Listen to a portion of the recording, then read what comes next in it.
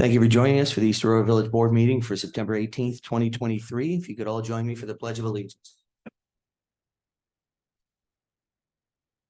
Pledge allegiance to the flag of the United States of America, and to the republic, one nation, under God, indivisible, with liberty and justice for all.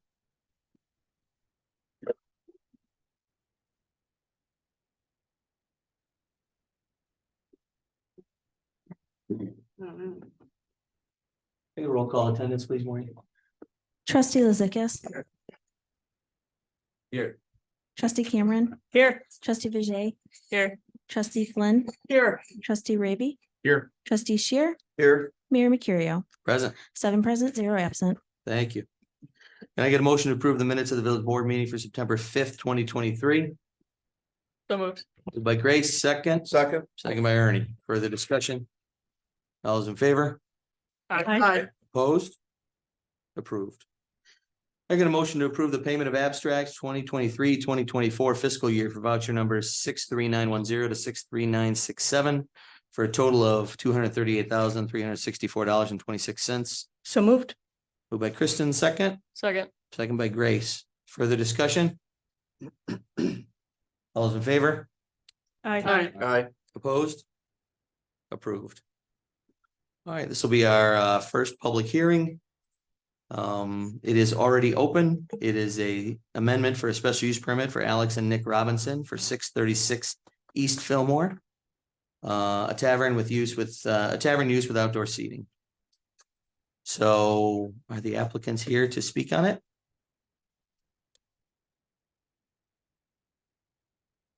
Didn't we leave this open so they can be here? Yep. So do we move to? Correct. Should we table this? I think we could just table it You again. can table it again, or you? They haven't reached out at all? I mean, it's a significant change just to move forward without any. Right. Just telling them how they're gonna do it, basically, is what we'd be doing. Yeah, we'll have to delay it. Do you want to check and see if that's what anybody was here for tonight? From anyone from the public? Yeah. Sure. Anybody from the public want to speak on this? Okay. Good. No? All right. Do we table it or just leave it open? Just leave it open. You can leave it open. All right, leave it open. All right, next, can I get a motion to open a public hearing to consider local law 285-30.5 for visibility at 7:04 p.m. So moved. Moved by Grace, second. Second by Steve. Further discussion? All those in favor? Aye. Opposed? Public hearing is now open. Who wants to give us an overview on this? So we have a corner lot visibility code already in existence that, there's a triangle at the intersection of two streets where you can't plant anything between the heights of 2 feet and I think it's 8 feet, 6 feet. You could put a fence there, but it has to be, primarily open and that sort of thing. What we've run into is an instance where we have a property where they've planted between the sidewalk and the street, plants in excess of 6 to 8 feet, which completely obscures pedestrian and street traffic, both bikes, runners, and vehicles as well. So my suggestion was to include also a height limit on the plantings within the right of way, which is the sidewalk, between the sidewalk and the street. My suggestion was to keep it the same as a corner visibility for consistency. Mhm. Thank you. Does anyone from the public want to speak on this? Nancy?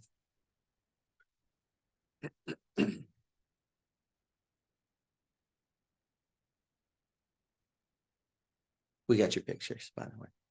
Thank you. Nancy Smith, 195 Sycamore. And I guess I've been at a few meetings lately, so I just wanted to start by thanking you again for the time you have to spend delving into all of these issues. I really appreciate that you're doing that for our community. And I actually, a question, Liz.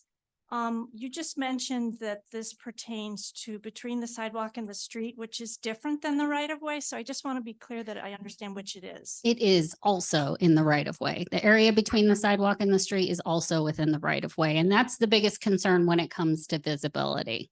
So would this law not pertain to the full right of way, but only between the sidewalk and the It street? would pertain in the event someone complains on properties where there's an obstruction between the sidewalk and the house. Okay, so it could include the full right of way. It may. Okay, all right, I just want to be clear about that. There was some good news in the Buffalo News on Thursday last week, that related to urban forestry. The Village of Lancaster received $255,000 and the city of Buffalo and Erie County got $13 million for urban forestry. And I bring that up because I think it's related. That's green infrastructure. It's having nature help us in ways, they're called ecosystem services. So it's climate resiliency, it's impacting water quality, it's biodiversity. There's a huge crisis in biodiversity, not enough wildlife habitat.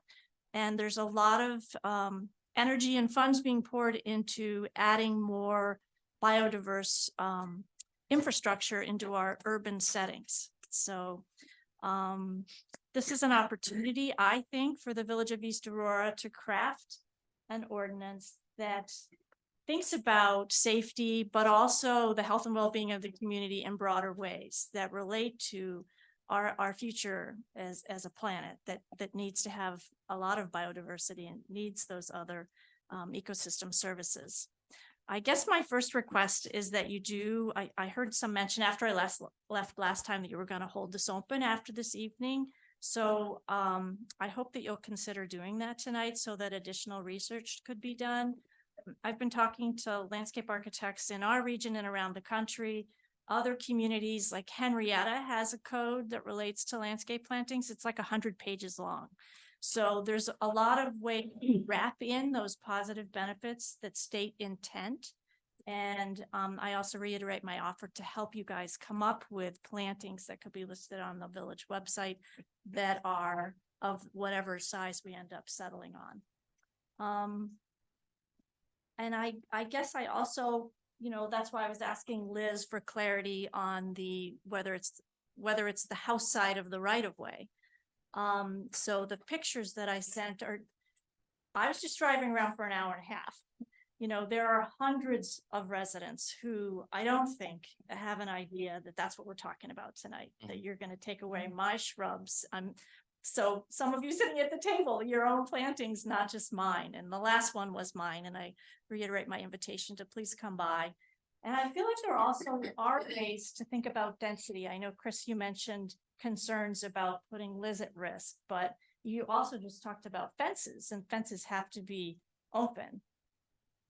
There's a difference between something that's solid and something that you can see through. And I think if you come look at my nodding onions, they're in that category. So I hope that we don't come up with a code that kind of overly restricts what can be when it doesn't really actually impact visibility, especially the visibility you're mostly concerned about, which is that visibility on the sidewalk. Let's see. Any questions on stuff that I emailed, like what the point was of the different pictures that I sent? No, I like that your answers, they're delightful. they're delightful. You got a great setup there. It is Oh. nice. All right. Thank you very much. I appreciate it. Thanks. Yeah, and Liz, that's my thought is obviously the property on Oakwood kind of drove this, but I feel like between the sidewalk and the street it makes more sense than in the right of way. You said if someone complains, then is it subjective where the code enforcement officer can then enforce it or not enforce it?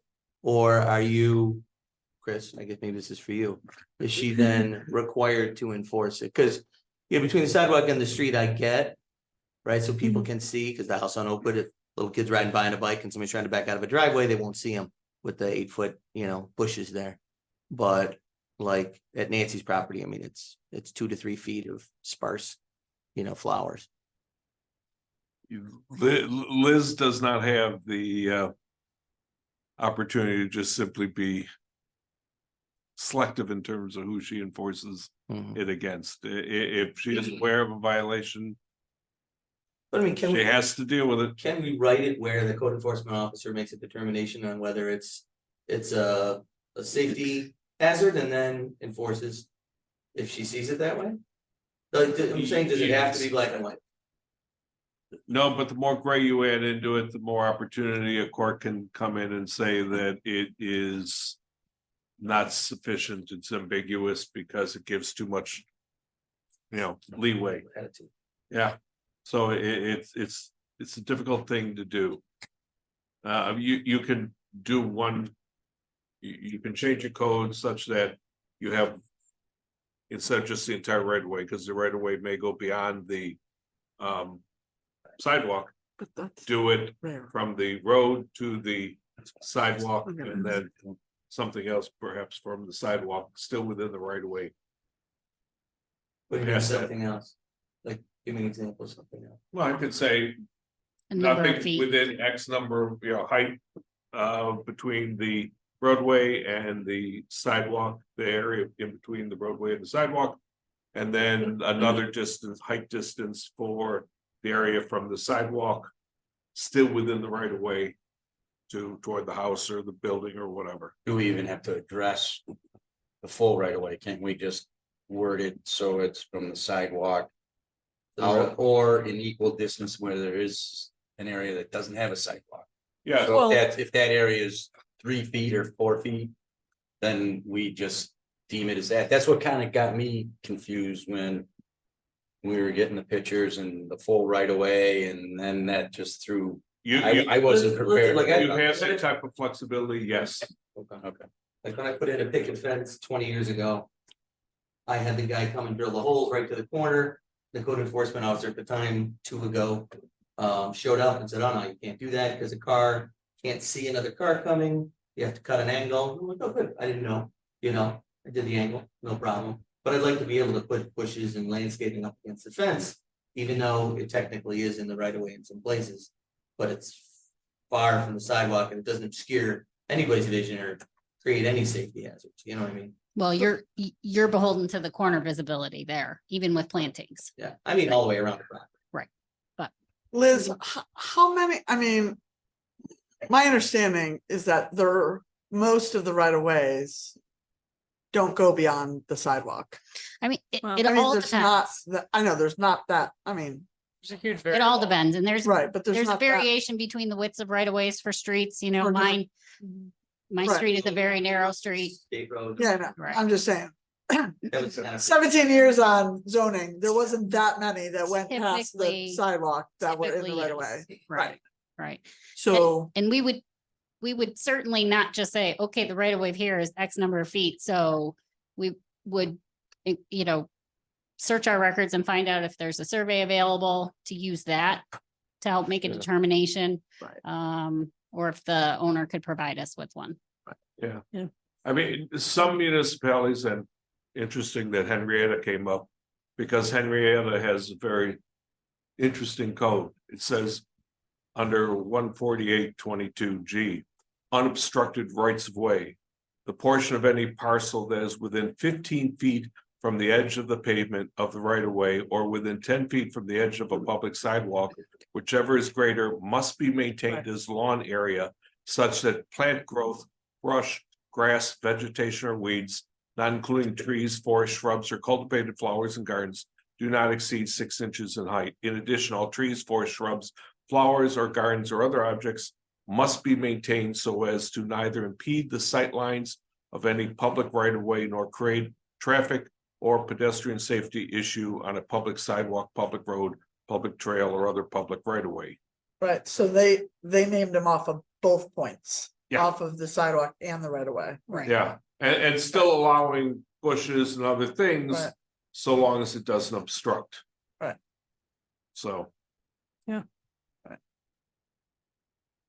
So we could allow things that don't obstruct, but if a resident calls and complains about it, that's considered a determination that it obstructs? No, I'd have to So look you'd at have to it. go look at. I'd have to- Liz would have to go look and see, does Verify. it actually obstruct view? So that's no longer arbitrary or subjective then? Well, no, at that point, I'm sure Liz is taking pictures and, you know, from distant distances, see the height, see how far it can go, and then it's a question of fact as to whether it's an obstruction or not. So then it wouldn't behoove us to put a height. Regulation on that, just whether it obstructs or not. Well, that's another option. You could put height on or obstruction. Obstruction obviously is. A little bit. Lucy. Height is height. Right, It's a simple thing. You take out the measuring, yeah. Right. And you measure. because if I have a car that I'm up higher than Liz, then it's not gonna obstruct me, but as, you know, someone on a bike, it is gonna be obstructing, you know, so there's. Right. I just don't wanna get jammed up. No, that's why The problem is that from the municipality standpoint, it's a liability concern. Right. Because if you know it And you let it, right? and you let it, and it's in your right of way. You have deeper pockets than any homeowner will ever have, and you will be on the receiving end of the summons and complaint. Well, I guess that's, Especially if you have notice. that's why I would agree with Mrs. Smith that we just need to look into this a little bit more to kind of get our ducks in a row to. See what the options are and, right, But right, in real estate, we're into September. Nobody's planting anything that's growing, you I know. was gonna say, we have. Right, exactly, right. We have a little bit of, you know, breathing time on this, I think. Sorry, Steve, I think I talked over you there. Would you have? No, I'm in agreement with you.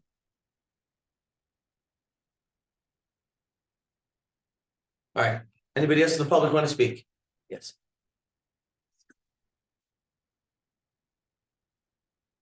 Good evening. I'm Michelle Biella. I reside at 370 South Park Place, East Aurora. I'm concerned that this might be too quick of a decision and that more time for study is very important. Any decision that impacts the whole community is important enough to study. And I don't see an expert here or here in this specific concern. And the fact that one resident can raise a question or a complaint, and that then it triggers something like this decision seems out of whack.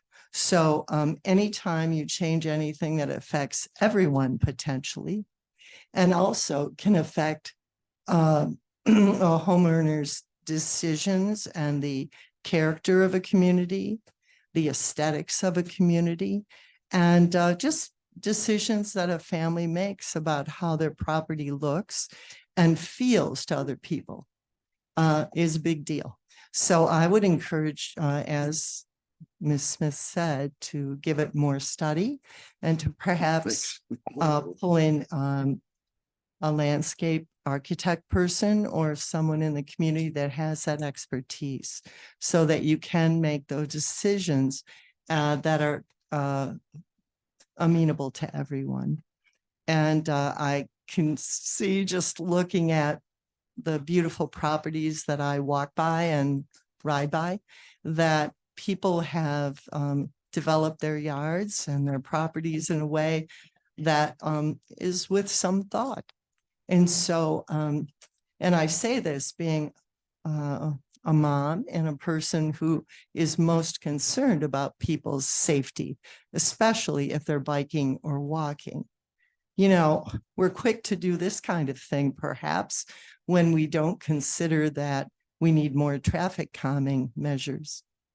So, you know, some of those have been done, but, you know, the motorist, most of us are motorists.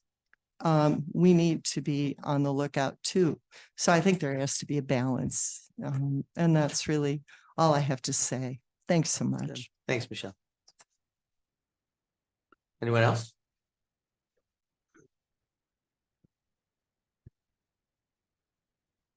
Trying to clarify some of this, I'm concerned about a house that is not.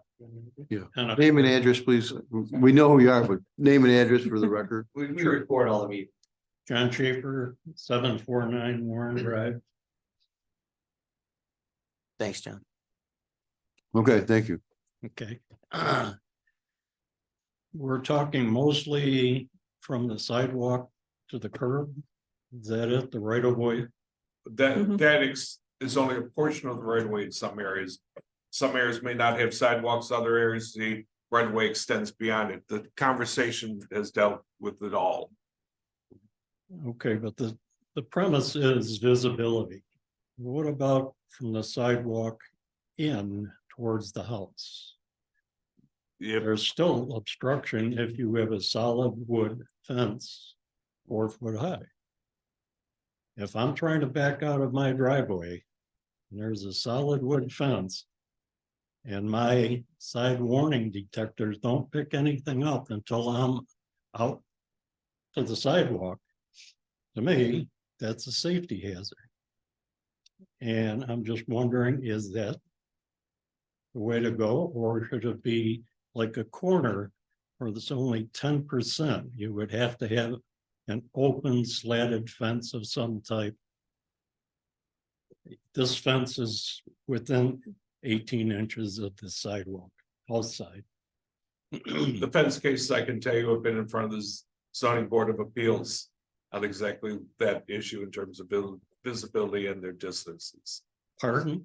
Those types of cases have been in front of the zoning board of appeals a couple times in the last several months that I recall. So And that's okay, is that what I- you're saying? The code allows a fence 18 inches off the sidewalk. That's a totally separate section. So if you want to consider changing that as well, you would need to look at that. Yeah, that's what I thought, to add that to this, you know, you're talking about expanding it. I would suggest that you expand that. Move that 18 inches back towards the house, make it 3 feet. And there's you have other obstructions too, like vehicles, trucks parked blocking the sidewalk. That's not. I can't even get around, just on the other side of your mother and father's. It's there all the time. So forcing people to walk down towards the road. So that's my concern, you know. And the other thing, Chris, you mentioned, you know, a month or so ago, that the property line goes out to the curb. Is that right? Straight line? You said that, it depends on the property. You'd have to look at the well, property line. if there's a curb, proper line goes might, to yeah, the it curb might. or to the middle of the It, road. it probably would. You have to look Yeah. at each on a case by case basis, yeah. Pardon? You have to look It- at it in case by case basis in terms of how it's set up. The survey. and You'd have to look at the survey for the property to determine exactly where its boundaries are. But But in by many extension, instances, goes it to the extends curb. beyond. In most Most instances. times, yes. Okay. And plants and stuff like that, we're saying might be limited to 2 feet. Whatever, could a fence be 2 feet? Could I put a fence there? No, Pardon? A fence cannot go there.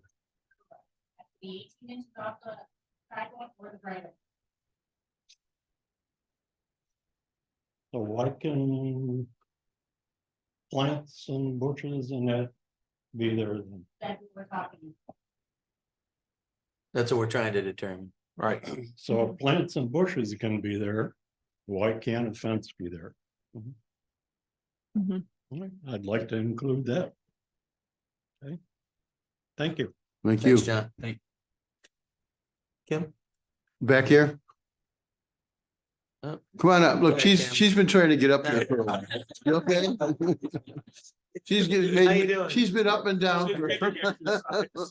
You guys hear me? Yes. Yes. Can you hear me? You have to look forward. You're a troublemaker. Jeez. All right. Visibility, there's 2 places in East Aurora. Name and address, please, I'm sorry. Just for the record. Tom, what's my name? because it's Bill being Rosinski, recorded. Linden Avenue, East Aurora. Okay, if you go to the M&T Bank, outside cashier, then come out to 20A, you'll notice you can't see right or left. That's been that way for a long time.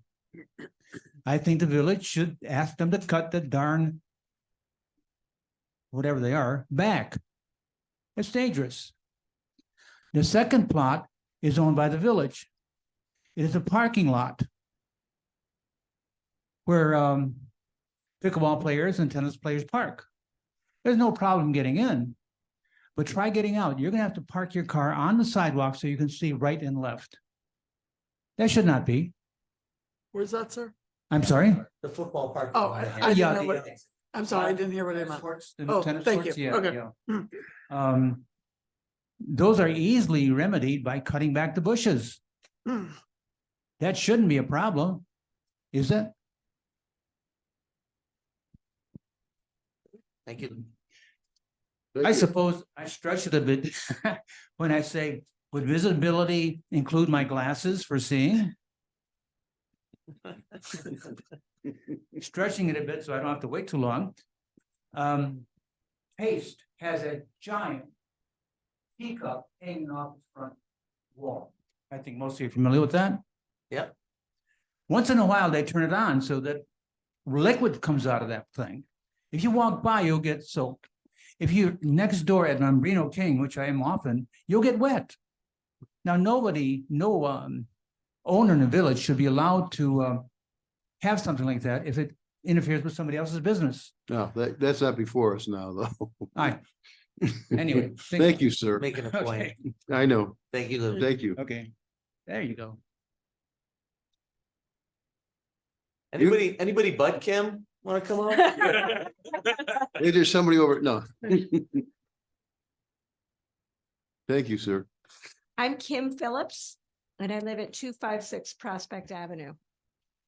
I really love to live in a village that is a climate smart village where we can celebrate No Mow May and have all kinds of different things growing in our yards to promote pollinators and bird activity and wildlife. That's very good for our climate.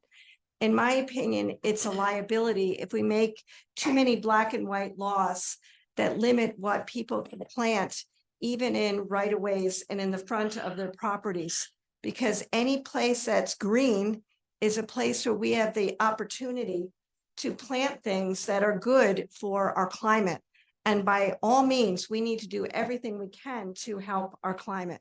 I understand that plants that are this tall will be a liability for pedestrians on the sidewalk or the street. But I think that one of the things I take part in our community is that we're civil and we talk to one another. I would love it if we could look at the liability of having black and white laws that create lawn everywhere without diverse plantings versus having a black and white law where people cannot plant a native plant where you can see through oftentimes, even if they're this tall. And it can be a great gift to the animals and birds and bees in our community. So I would appreciate more research, more looking into the things that Nancy Smith has brought forward. We're really lucky to have the former executive director of the Western New York Land Conservancy living in our community and to have so many active members of the ACES group as well. So thank you for taking the time to consider that. Thank you, Kim.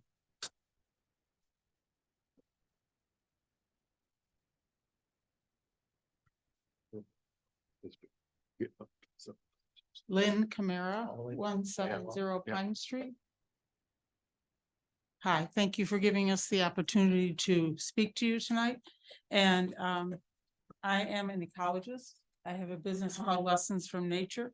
And my mission in life is to help support nature. And grass is a neutral, non-feeding anything habitat. Excuse me, And- ma'am, would you be so kind as to stay in front of the mic? Thank you. Okay, I was doing that because I couldn't hear anything in the back, even when people were standing in front of the mic. So I thought maybe if I yelled, you'd be able to hear me. Well, Thank you. Is it better? You can certainly yell too, but. Okay, thank you. Anyways,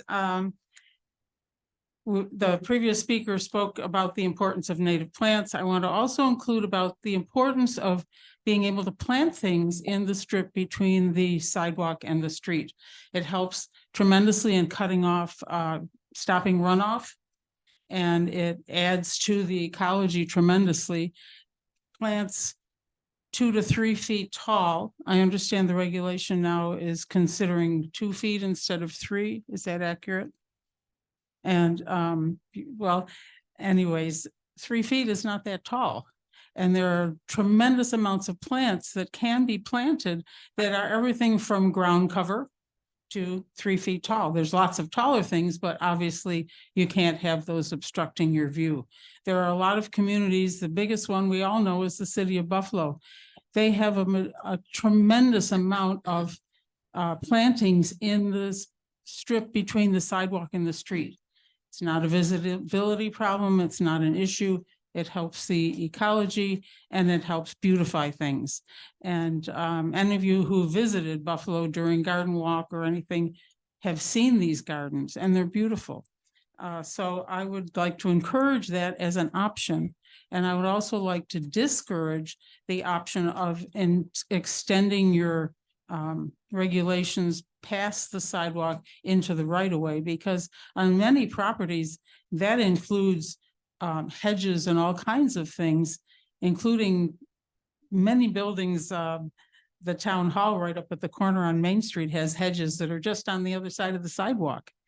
And I think the community would be up in arms if all of a sudden they had to totally readjust their landscaping past the sidewalk. I can understand your concern about the safety, and I agree. But also East Aurora is known as a tree city, an earth-friendly city. And this is an example of being able to contribute to the ecology by planting in that space, which is basically useless space except just mowing. And I would encourage you to do further research with other communities, what they're doing, because obviously in listening to the speakers and the people on this board, that there's still confusion as to what this is or what this will include. So I encourage you to talk to other people, find out what other communities are doing, and study before you make an impact with this decision. Thank you for allowing me to speak. Thank you, Lynn. Any questions? Thanks. Anyone else? Rod?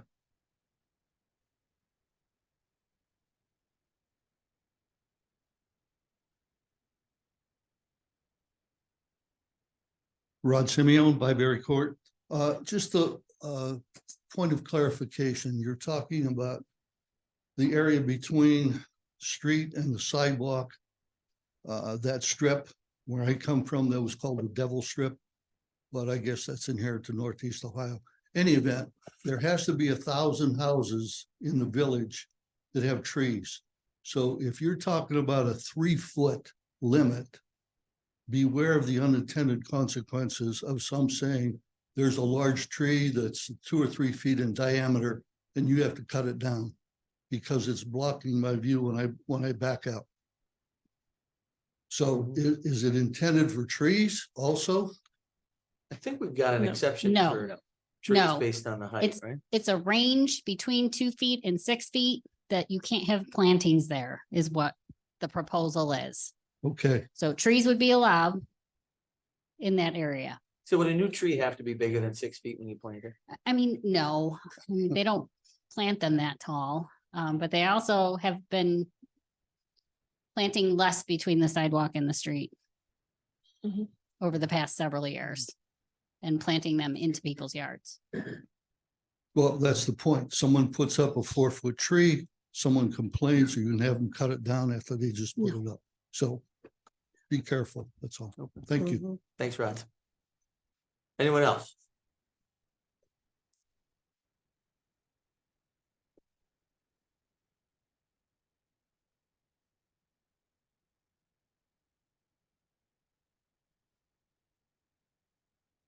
Hi, I'm Ellen Newmeyer, 284 Mill. I've been on the tree board for like 20 years and we all love our trees, and our they're wonderful. And East Aurora is such a relief driving from a nearby community that doesn't have many trees. So about the reason that some of the trees have been planted inside the sidewalk is because of the snow plowing and the salt, to protect them a little bit more.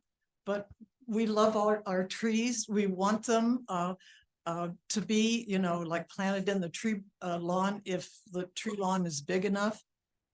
And in most cases, it actually is. But arborists have told us that cultivation around the trees is most helpful for them. And that when people are allowed to plant things, they care for them, they water them, and watering is so essential for especially newly planted trees. So this is, it's really that's really sort of a major thing for them.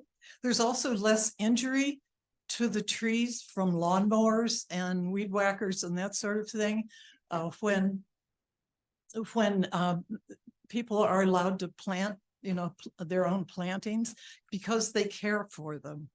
And of course, native pollinators that a couple of the other speakers have spoken about are so important.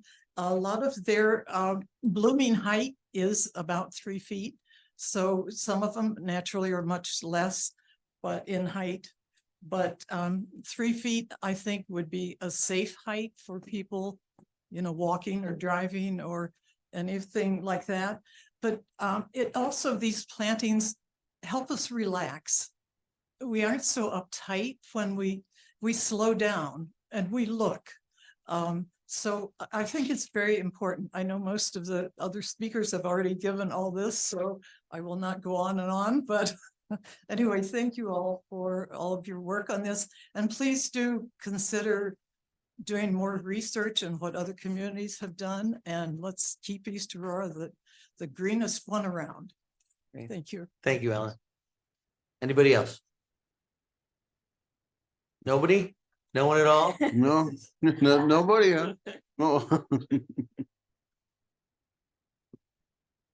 Jim Clark, 358 South Road. I won't take hardly any of your time. Just a number of you are walkers. And I would encourage you when you're out on your walk in the next week or two to see some of the plantings that are out there and see the difference that they make and how it helps you when you're walking by to take your mind off of something else that you may not want to be thinking about, and look at the plants and think of what it would be like if they weren't there. We're going to homogenize our neighborhoods and look more like a subdivision, or do we want to keep our uniqueness? And maybe take a picture or two and send it to your fellow trustees and mayor and such. And thanks for your time. Thanks, Jim. Anybody else? Once, going twice? Can I get a motion to close the public hearing at 7:39 p.m.? So moved. Moved by Steve, second. Second. Second by Jeff Raby. Way to go, Jeff. First, second. I was all right. serious. Try to Steve. All right, further discussion? Do we want to hold that open while we do research, or? Close it? Table it? Well, I feel like we're gonna change it. So we close it. And do it again? Can you just And then leave we you can can? leave it open But indefinitely? if we're gonna rewrite it, do we have to make a new public hearing? I thought Chris said no last time. No? Depends how much. Yeah, I change. feel like we should Okay. close it and rewrite the code to how we want it and then have a new public hearing. Sounds like we got some work to do. Certainly can do that. Okay. Whatever you guys want to do. It's my opinion. All right. Do you have to make a motion on that? Do I- But no, you The have a motion motion on the right there. floor already to close this. I would like to make a motion to close the public hearing. No, No, they've you got. already have. Steve Oh. made it. Jeff Sorry. seconded. Try and take- Grace is gonna third I it. will third it. Further discussions? Yeah, clearly we need to. That was my We discussion. need to do. Sorry. You're right. No, that's Yeah. fine. Perfect. Yeah, I'm okay closing this as long as it's not actually done. Yeah. Sounds like we do need to find a balance, right? That's right. between safety and Yep. aesthetics. Absolutely. That's enforceable. All right, any other discussion? All those in favor? Aye. Aye. Opposed? Approved? Public hearing is closed.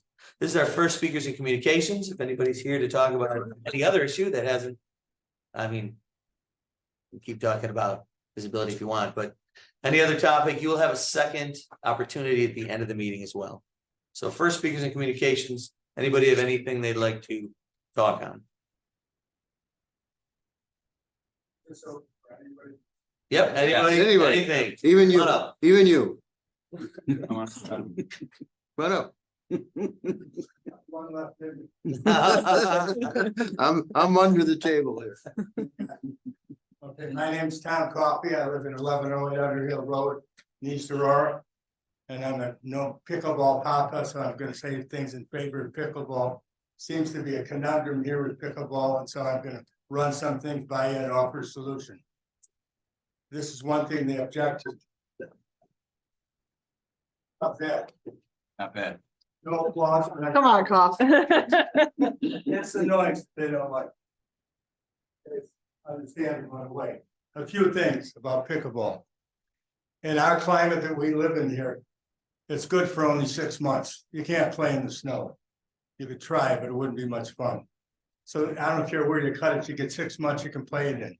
Even in the weather that is permissible that you can play, when it rains, you can't play. And although it is the exception, if it's extremely windy, this pickleball dances all over the place and you can't play that either. The other thing is pickleball right now, from what I'm understanding here, you've built 4 wonderful courts there. They're very nice. 2 of them are just sitting idle. I don't know, somebody can correct me on this, but I don't know how much a pickleball court costs. Maybe it costs $40,000 to make it, so maybe you got $160,000 put into 4 courts, and 2 of them are sitting there doing absolutely nothing at this time. I think I have a solution. Usually you have to compromise to make anything work well. So right now, if my understanding is correct, pickleball is allowed from 8 in the morning till 8 in the evening. That's a pretty good stretch of time. I would say the people, if you shorten that amount of time, the pickleball people can give up something and say, we'll play pickleball from 9 in the morning till 5 o'clock in the afternoon, which in the old days, and I'm old, that's the normal work day. So that's 8 hours. If my math is good, that's 1/3 of the day. So the people that want the peace and quiet, don't want to be bothered by this noise, they'll have 2/3 of the day. They in turn will give up something to gain that less amount of time. They'll give up 4 courts so they can be used by people as they should be and not have that money just sit there idle. Something to consider. And my father always said, if you can't be good, you can be brief. So I'm being brief. Just out of deference to you. Thank you, Tom. A longtime friend. Oh. I am Owen O'Sullivan from 503 Griggs Place, and just wanted to say that supporting the idea of shutting down 2 of the courts has been very successful because it stopped a lot of the tournament players coming in from the region. And so the 4 courts allowed for all sorts of tournaments to happen with players from all around the region to come in and play. And so that really caused the non-stop dawn to dusk playing, was these tournaments that saw all 4 courts being used all the time. So by removing 2 of those courts, the traffic is reduced dramatically. And the theory that the 4 courts was bringing in all of this competition play, I think that that's what was happening. And now it's very normal amount of activity going on there. Locals playing, I mean, for many periods of the day, it's the courts aren't even being played on. So I would say that reducing them to 2 courts has been an excellent idea, and you may hear a lot less complaints from neighbors directly on the park that are directly affected by, I think you'll hear a lot less complaints. Keeping it down to 2 courts. Good. So I have a question for you, if you don't mind. Tournament play, you're saying that there was actually tournaments being played? Yes, yeah. The fact that there was 4 courts meant that, you know, a lot of people could play against each other, and yeah, it was a great place for pickleball. Has this huge following, and they're all playing each other, and there's like rankings and things like that going on. So for some reason, the 4 courts were really attractive for play like this, for larger groups to come and play together. Removing 2 of those courts, it doesn't seem as attractive anymore for that type of extensive, intensive play that was going on all day long. Yeah. Half the amount can play at Yeah. one time, so. And again, yeah, there seems to be confusion that there are 2 courts still open, and there are at least 4 other courts in the vicinity as well too. So there's plenty of places for pickleballers to play all day long. But removing those 2 courts has gotten rid of that, making Hamlin Park that real regional hub for pickleball play that it had become. Yeah. Thank We you. appreciate you coming in, Alan. Thanks, guys. Thank you. Especially right on Thanks. Greg's. That's interesting, huh? Mhm, So we were accommodating the whole region, mhm. Maybe. maybe. What's that? Sure. Sure, come on. come on up. Sure. Yes, it's gotta be on the record. Yeah. So to speak to that, I actually got a phone call from somebody that lives in Orchard Park, a friend of mine, and asked if those 4 courts were open. Because he and his group wanted to come here play. So I would agree with Owen that. Okay. But he had Coming in from out of the, people were coming in from out of the area. Because there was 4, not Because there was 2. 4. Jim, your friend wanted to come in because they needed to use all 4 courts. Mhm. They had a group big enough to. Absolutely. 4, 8, Kind of- 12, 16. Kind of a tournament thing, you know, like Sure. it was said. That was specifically. Mhm. And I had mentioned South Street and no, not big enough. So, Okay. and I think part of it was Chestnut Ridge might have been closed for some reason, repaving or whatever. But so. Good. Thanks. Thank you. Thanks. Thank you. Appreciate the insights, guys. Anybody else, general speakers and communications? Anything? Okay. We'll close that, move on to official considerations. Gotta get a motion to approve a special use permit for Anthony Amabile, 27 Riley Street. I got it right, didn't I? Got it. 27 Riley Street for outdoor music.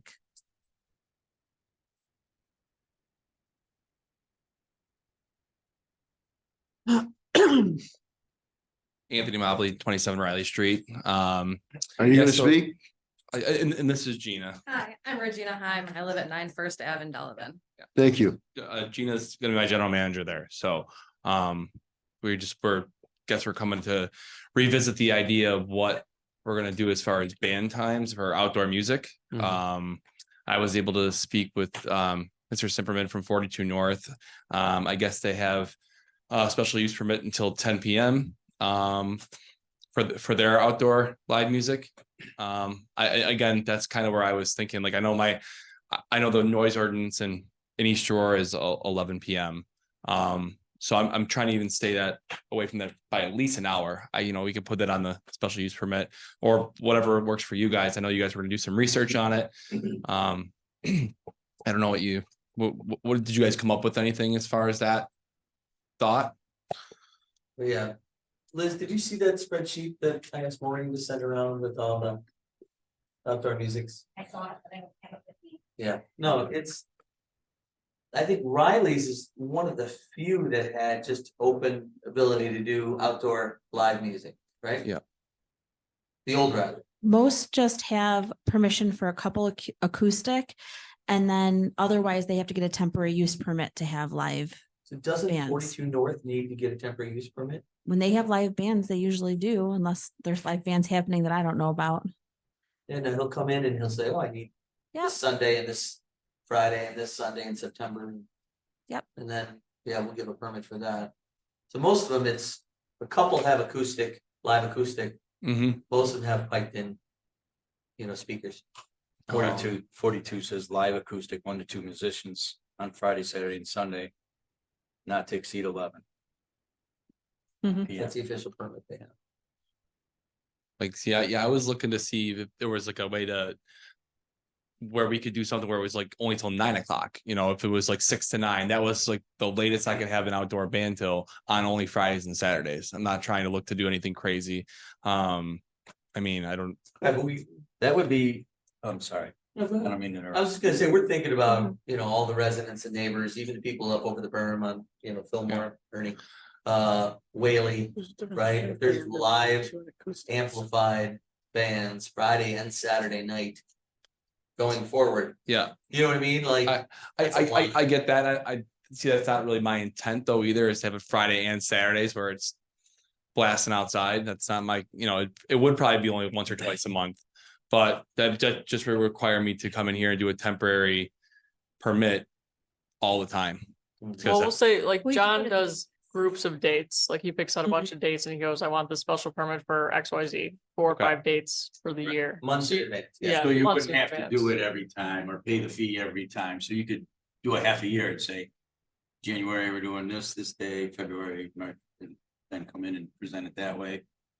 Yeah, you couldn't come in and say, you couldn't do a temporary permit and say, I want every Friday and Saturday for the next 52 Fridays and Saturdays, right? Right. It'd be like, I want, every other Saturday night or something in the summer or whatever. It's not unlike what we do for like backyard bash. Yeah, but and it things takes like that, more right, where they have education. that. on Well, his part, right, Right? right. Yeah. So, Gina did a little bit of research, so I'm gonna let her speak just for a second on what she kind of, as far as the acoustics part of it. Yes, so I looked it up and 100 decibels of sound can only travel about 16 meters with no obstructions at all. An acoustic duo on our patio in the corner with 2 fences, a hill where the railroad track is, and the closest residence being 351 meters away shouldn't be that huge of a noise complaint. To define an acoustic duo. Right, so acoustic's We're different than not, band. having huge Acoustic is not concerts with, amplified. like, Well, big amplifiers and just 2 guys playing the guitar out on the patio. Like, with amps or no amps, that's the question. at the loudest with an amp, it would be at the 72 decibel mark. I know, from when Riley's was going, because I live on Fillmore, and I know that when they had, if they propped the back door open, this is years ago, okay? But if they propped the back door to the back patio open, I could clearly hear the music and know that was a Bob Dylan song from my house, which is 8 houses in across Whaley and then down Fillmore. I could actually hear it if I had my window cracked. Not to the point of annoyance, like, oh, call the cop. But I could hear it, you could, when they had the door open to let the, smoke out, because, or, cool things down. It was pretty clear. But that was back when they're probably cranking the music inside really loud and maybe beyond that decibel range. But I can imagine outside, if it's amplified, I think you could probably hear it down the street. I understand that, but then there's like, Misters who has music until 2 o'clock in the morning and there's residents right behind them. That's inside, That's right? inside. Inside. But their doors are. Yeah, I know. Again, I'm not trying to. Sorry, I'm not trying to shoot down any other place at all or anything like that. I'm just trying to look at like Riley's had this special use permit for all these years where they had the open availability to do whatever they wanted. And now I'm just trying to do the exact same thing that they've had before. And now it's not now I can't even have like till 9 or till, that's where I'm like, how do I go from all this open availability to do it? But now now that I'm opening it up, it's different. Do you know what I mean? Like, how is this not a problem for 30 years with Babe?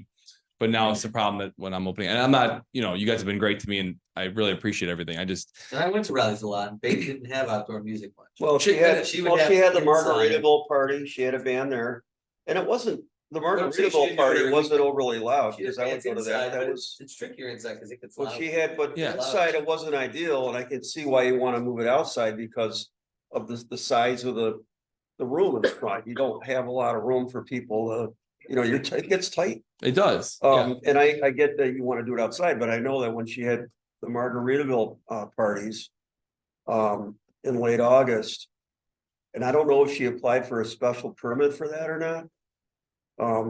It wasn't really overly loud either, because I would attend them, Sure. off by the Yandy dancer, the sidebar outside. there. Yeah, on It the wasn't side too patio there. bad, but this is one of those things where if it's a regular thing, it could be a problem, a band, if you're not there, the band's playing and they don't know and they're cranking it up, and then we hear the complaints about it. Yeah, but the noise ordinance in East Aurora is 11 PM. No, it's not actually. That's part of it. Okay.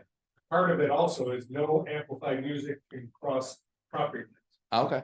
Okay. That's another Okay. part. Okay. I appreciate that. Okay. So, and that's for the entire day then? Yeah. Okay. Without a special use. Or temporary use, sorry. Okay. So I mean, we could do a special use permit. Yeah. And then if the neighbors are like, oh my God, this is driving us crazy, we just Can pull a amend special it. use permit. Just throwing it out. Now, when you say pull the special use permit, that means then I have to, Just for music. It would end. The music. You wouldn't be able to have music outside, and in the likelihood that it got pulled, it would be difficult to get it again, okay. ever. Yeah. But that's what's So- special. We could give them a temporary then that has, The Temporary dates. Parameters be on it. given with parameters Right. and just every now and then, yeah. So I'm also planning on, so now I'm kind of in this predicament, right? Because we're gonna be opening up in a few weeks. I'm supposed to have a grand opening and we're gonna have a band during the day. So does this mean that I can't have it at all then for the band outside? We haven't voted on it. Sorry. I'm just thinking like if I'm just trying to Thinking figure the out. worst, don't think the worst. No, I don't. yes, if we vote against it, the answer is We yes. have Right. to- See, here's the situation from our perspective is we want you to be successful. Sure. We're thrilled that it'll be an established bar restaurant again.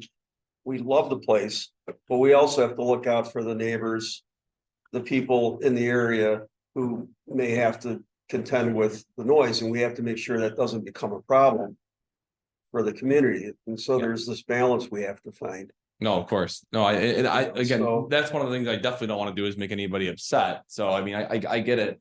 I just would love it if there was a way that we could make it, even, if my bands were just during the day at some point, if it was even earlier than that, maybe it would only be 5 to 8 or something. I don't know. Or we could just I guess we could just go the temporary route. And it would only be seasonal, so we're not gonna have bands out there in the winter. Yeah, it's only going to be probably, maybe 7, 8 bands. Too bad in the winter, everybody's windows are closed. That's when you should. Yeah. When's your anticipated opening? So I'm gonna do a soft opening for my friends and family. So we're gonna do this on the 30th, and then I'm doing the grand opening on the 7th The 7th of October. October. 3 weeks. If he submits a temporary use permit, is that something we can get on the agenda next for the 2nd? Well, We could have it approved on the 2nd. that's if we don't, it's if we don't approve any kind Right. of special use permit. Right. I'm just throwing that out Steve, is there. that where you're going? Yeah, no, it's good. Well, to yeah, bring I up. was gonna say, we're not done yet, so.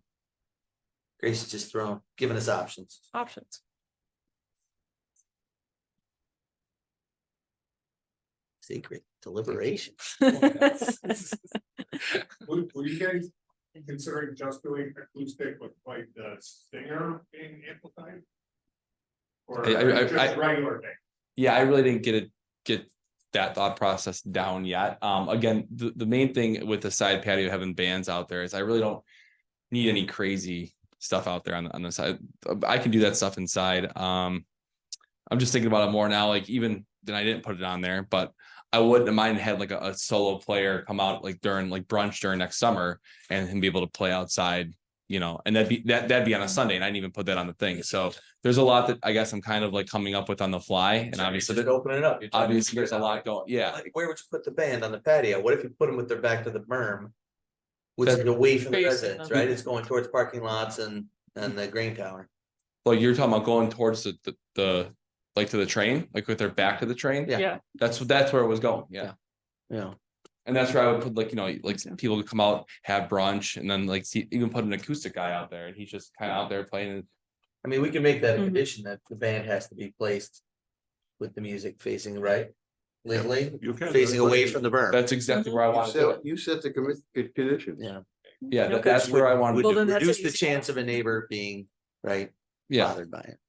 I would appreciate that. You know, again, I thought the acoustic. you guys can trust me. I'm really not out here to make it this a crazy place. I mean, I'm literally gonna send everybody to rookies at my own. Wow, you know what I mean? Like, it's okay. It's not even like honestly, like I know Griffin and it's a couple of those guys over there. I don't want the riffraff. I don't want any trouble. Yeah. I've worked in enough bars and restaurants where nothing good happens after that time anyway. So that's just where I'm at. I'm not trying to be rude or anything. This is just how I am as a bar manager and now a bar owner. So I really don't want any problems. Well, I kind of like the idea of like 42. We allow the live acoustic 1 to 2 people Friday, Saturday, Sunday. And then if he wants to have a full band, he can come get a temporary use permit, right? Yeah, I mean, Very close I guess to let's be Yeah. on the same page as what we mean by acoustic, because obviously. I don't feel you knew what we meant by that, right? Right. Just the guitar, singing, and when you, I don't know, it's tough to say, because even those guys use a small amp, I feel like Shane's got a good idea of what that means. I would assume it's just acoustic with no amps except a speaker for the singer. Yeah, that's usually I mean, that's, nobody would even know if you had that on the patio. I'm Yeah. saying to do that, I mean, you're not wrong. But again, though, too, like if we did have, the only thing is like what we said about the band facing away towards the parking lot. Is that people get to see that while they're driving by, you know, there's, Mhm. I mean, I do want to be busy, that's for sure, you know, but I think I could definitely. The bad thing, you don't want them to see the band. No, I want them to see the band. Yeah. I'm just saying that's how they get to see it, because that fence is right there, you know, the fence that goes to the patio, the Yeah. side patio. People could see that out there, and Yeah, I think it So could you be like fun. the idea I that- think Yeah. if you keep the music at a reasonable, you know, explain to the bands that they have to keep it down. Mhm, You know, that acoustic is acoustic with, you know, a small amp, mhm. you know, for the singer, that, you know, that when you do have a full band, that they, you know, they keep it reasonable, because it's, you know, it's not like a Who concert at the stadium. You know, Yeah. that they need to, you know, just to play the music for the immediate audience, and then it could be a fun thing, you know, it could bring life to that corner.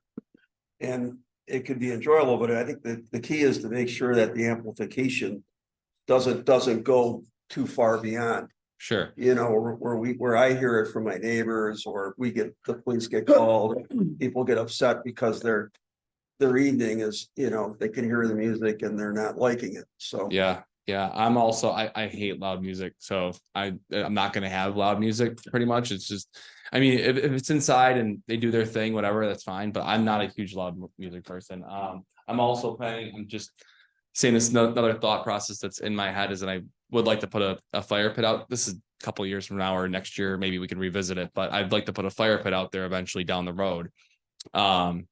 So it would be nice to be able to have music outside on that patio where people sit around. I'd like to down the road, I'm gonna extend the sidewalk to where the patio is on the side, and then put a little fire pit out there. So that way you can open it up, people have some extra room, people love fire pits, it goes right up from the Gandy bar too.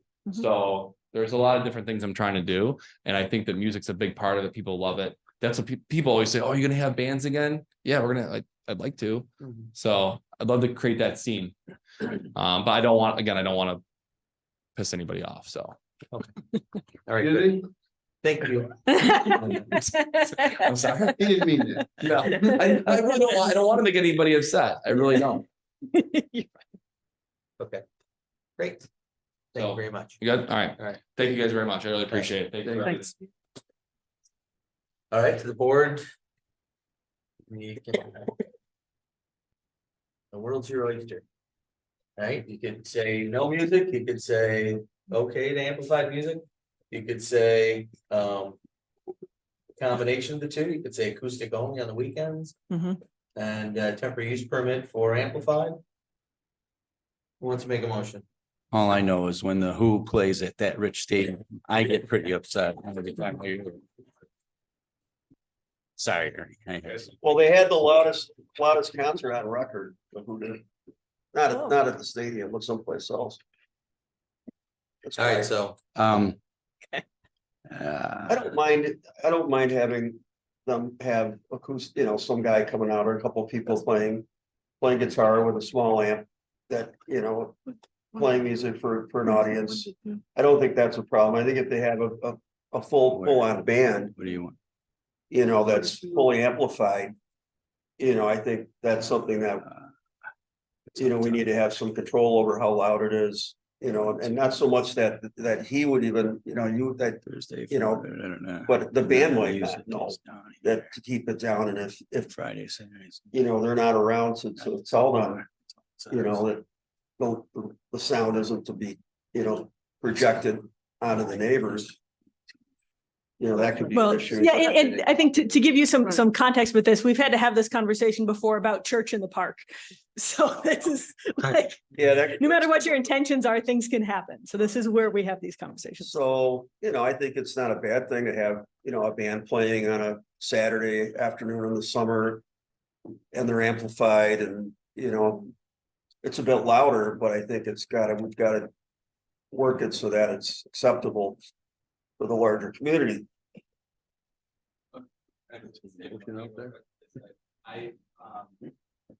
I like the idea of giving me the giving me the opportunity to keep it to a level where it's not gonna make anybody upset, like, one day had or no one ever complained.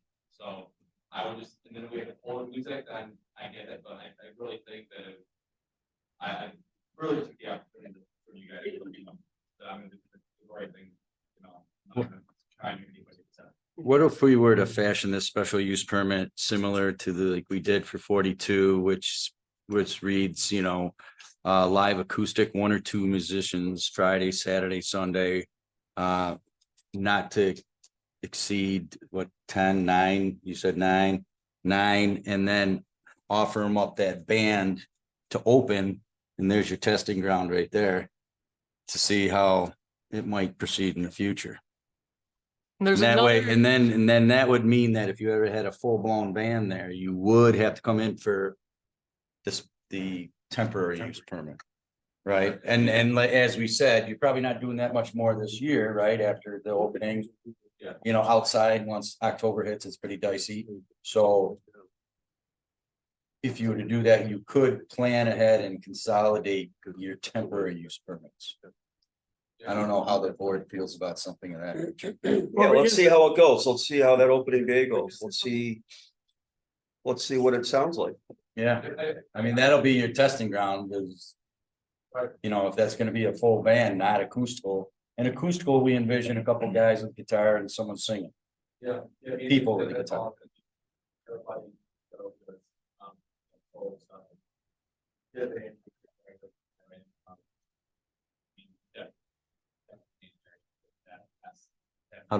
How does the board feel about that?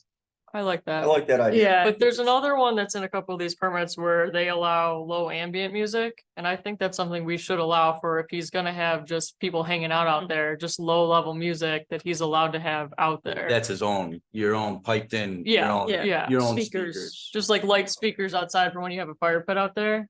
I'm not opposed to that either, because there's a couple places in here that have that approved. You can have Around town outdoor that have it. speakers with some music as long as you're not. Yeah. Like sitting around a fire, light music. It's really early, I think 10, You could make a motion. Go ahead. Okay. How we go? Yeah, I would agree. Are we with that. opposed to that? No, I think that's a great idea. Yeah, I like that. So how do we fashion this in a motion though? Well, it's conditions, right? Right, You're going to grant this. Presumably, grant a special use permit with the following conditions. all right, I'll make a motion to approve special use permit. For the tavern with use of outdoor music, live acoustical music on Friday, Saturday, Sundays, not to exceed 10 o'clock. And Low how do we- ambient music. Low ambient music. Outside low ambient music as well. And then how do we word for the band?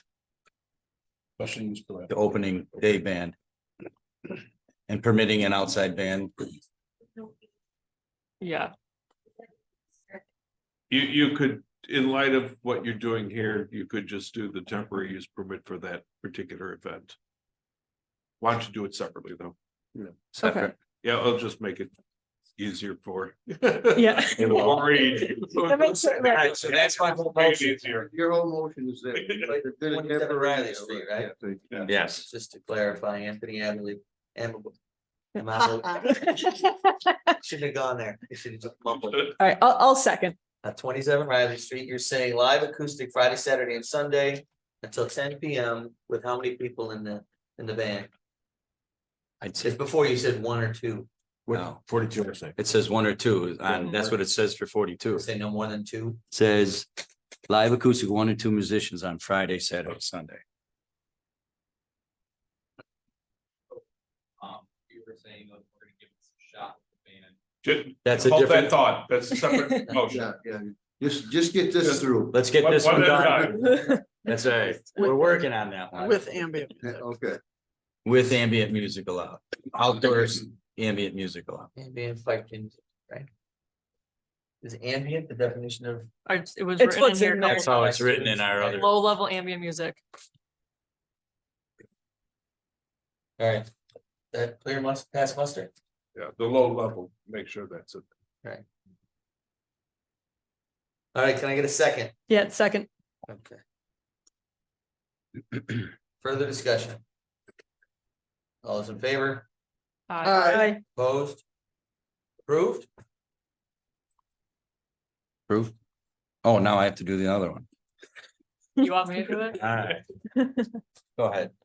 I would like to make a motion for a temporary use application for 27 Riley Street. Once submitted to the village clerk before Wednesday.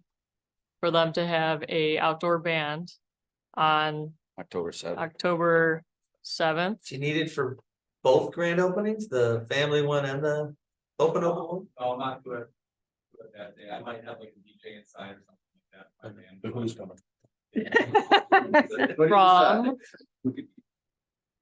Sorry to interrupt. From what time? Oh, that day, or, oh, 7th. 7th.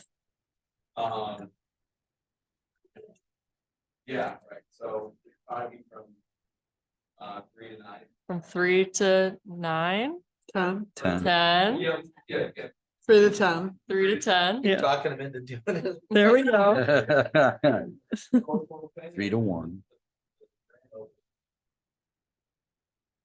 Around 1:30, we're hunting thing. Dave's gonna be there, so I think we're gonna be there too. So and then for 2 games are free, and there's gonna be 7 things. So Okay, so we'll go 2 to 10. Okay. So that he can set up and if it's loud, he doesn't get yelled at while he's setting up, right? Yep. Yeah, 2 to 10. Any other conditions about the location of the? And the band shall be facing away from the railroad tracks.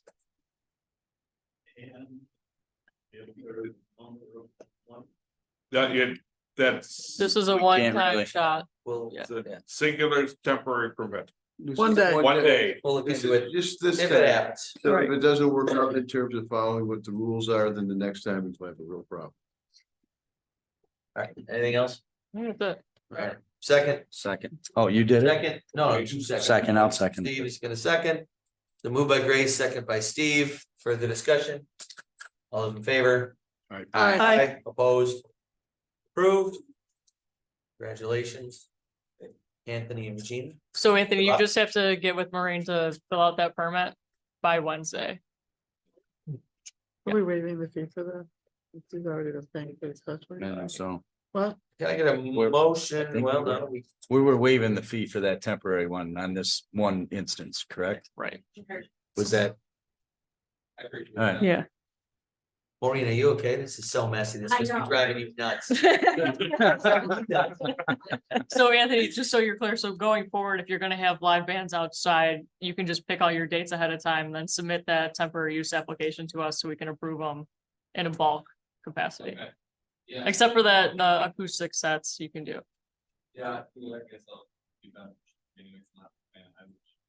and we'll have a barometer after.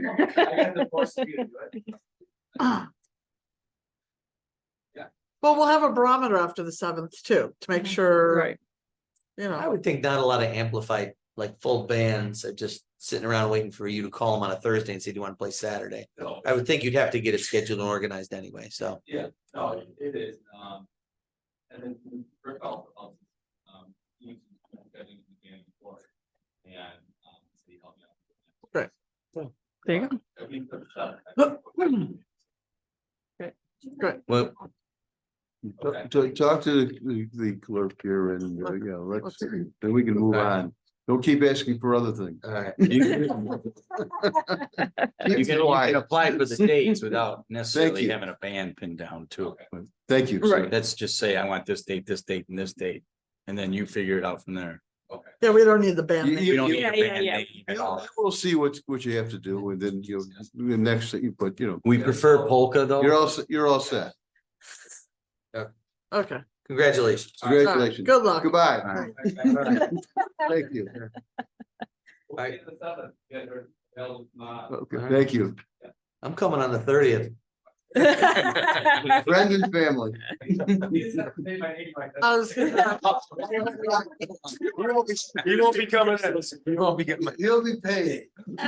Wait until after that. Pat. Later, Tim.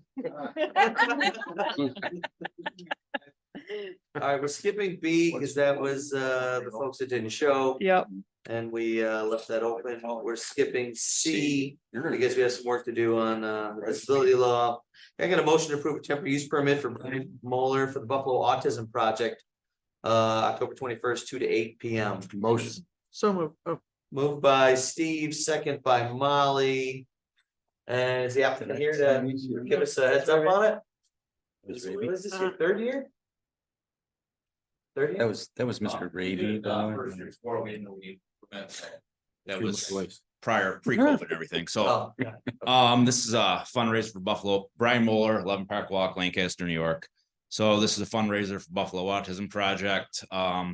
Essentially, this is one of our main fundraisers, and it funds free events for families with disabilities and their kids to attend events that we run for free. So the following day after that, on the 22nd, we run out and explore more for a sensory friendly trick or treat for kids with disabilities. We rent out a farm in Clarence every summer for same deal. Just kids with disabilities come out for free and enjoy all the amenities they have. And we rent out the Bills Fieldhouse, and we do a resource fair every year where we bring service providers for, again, kids with disabilities and everything to kind of show these families what's out there for them. So again, this is one of our major fundraisers that helps to keep all this stuff free for families. It's 2 to 8. Many of the local bars participate. We're not doing anything like buses like last year where we were thinking about, we're just getting that off the table. Registration is going to be at Mister's, and that's pretty much it. It's just a costume contest. All the bars just maybe give a special or something like that, and it's usually how it goes. Any questions? No. Doing nothing weird. No. We don't, the bars take care of all their own stuff. We have nothing to do outside of giving them a color changing cup and a wristband. Yeah. 500 to 700 people, is that about Yes. what you get? Yeah, we're only about 80, 90 right now. 100% goes to the group. 100%. Yeah, I saw that. Nobody That's takes, great. nobody gets paid for any, there's only 4 of us who run it, so nobody gets paid for any of this stuff. It all goes 100% to. Yeah, we added that to our permit process because there was organizations Oh, that yeah. would come in saying, oh, it's for cancer, and then you'd find out they're only getting 2%. Right. And the organizers are keeping Right. all the rest. So Yeah, no, nobody gets any that's money nice to see. out of outside of the stuff we got to pay for to run these events. and we had this last year and there wasn't any issues, were there, Chief? Shane, you good? Yeah. Oh, that's a worthy cause. Thanks, Brian. Thank you. Thank you. All right, moved by, who was it moved by? Maybe. was trying to get. Yeah, I've got Well, moved by here's the thing. Steve, second by Molly. Here's the thing, I always look this way when I ask for the motion, because those two sound close enough, especially when you have those shields up, Mhm. that I mix them up. I'm not ignoring you guys, but that's why I do it, so I can tell who's saying what. And now I'm gonna have. Now you have to got- move things around. Two deep voices Maybe on we this. need to move. I told you we should have Yeah, swapped. we should have swapped. Boy, girl, boy, girl. All right, so moved by Jeff, second by Molly, further discussion? All those in favor? Aye. Opposed? Approved, congratulations, Brian. I got a motion to approve a temporary use permit for Holly Layer for the Turk Trot, November 23rd, 9 to 11. So moved. Was it? You That was missed me it? this time. Yeah. Moved by Steve, second Second. by Grace. Jeff's lips moved though. All right, further discussion on this one. This is. Who's getting this money?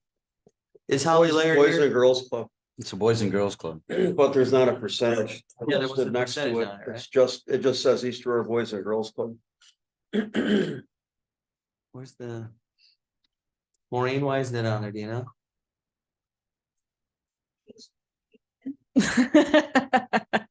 Um.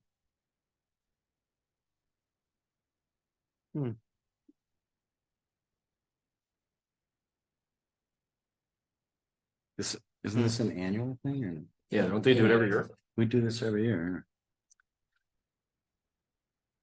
So. If we. Don't vote on an incomplete application.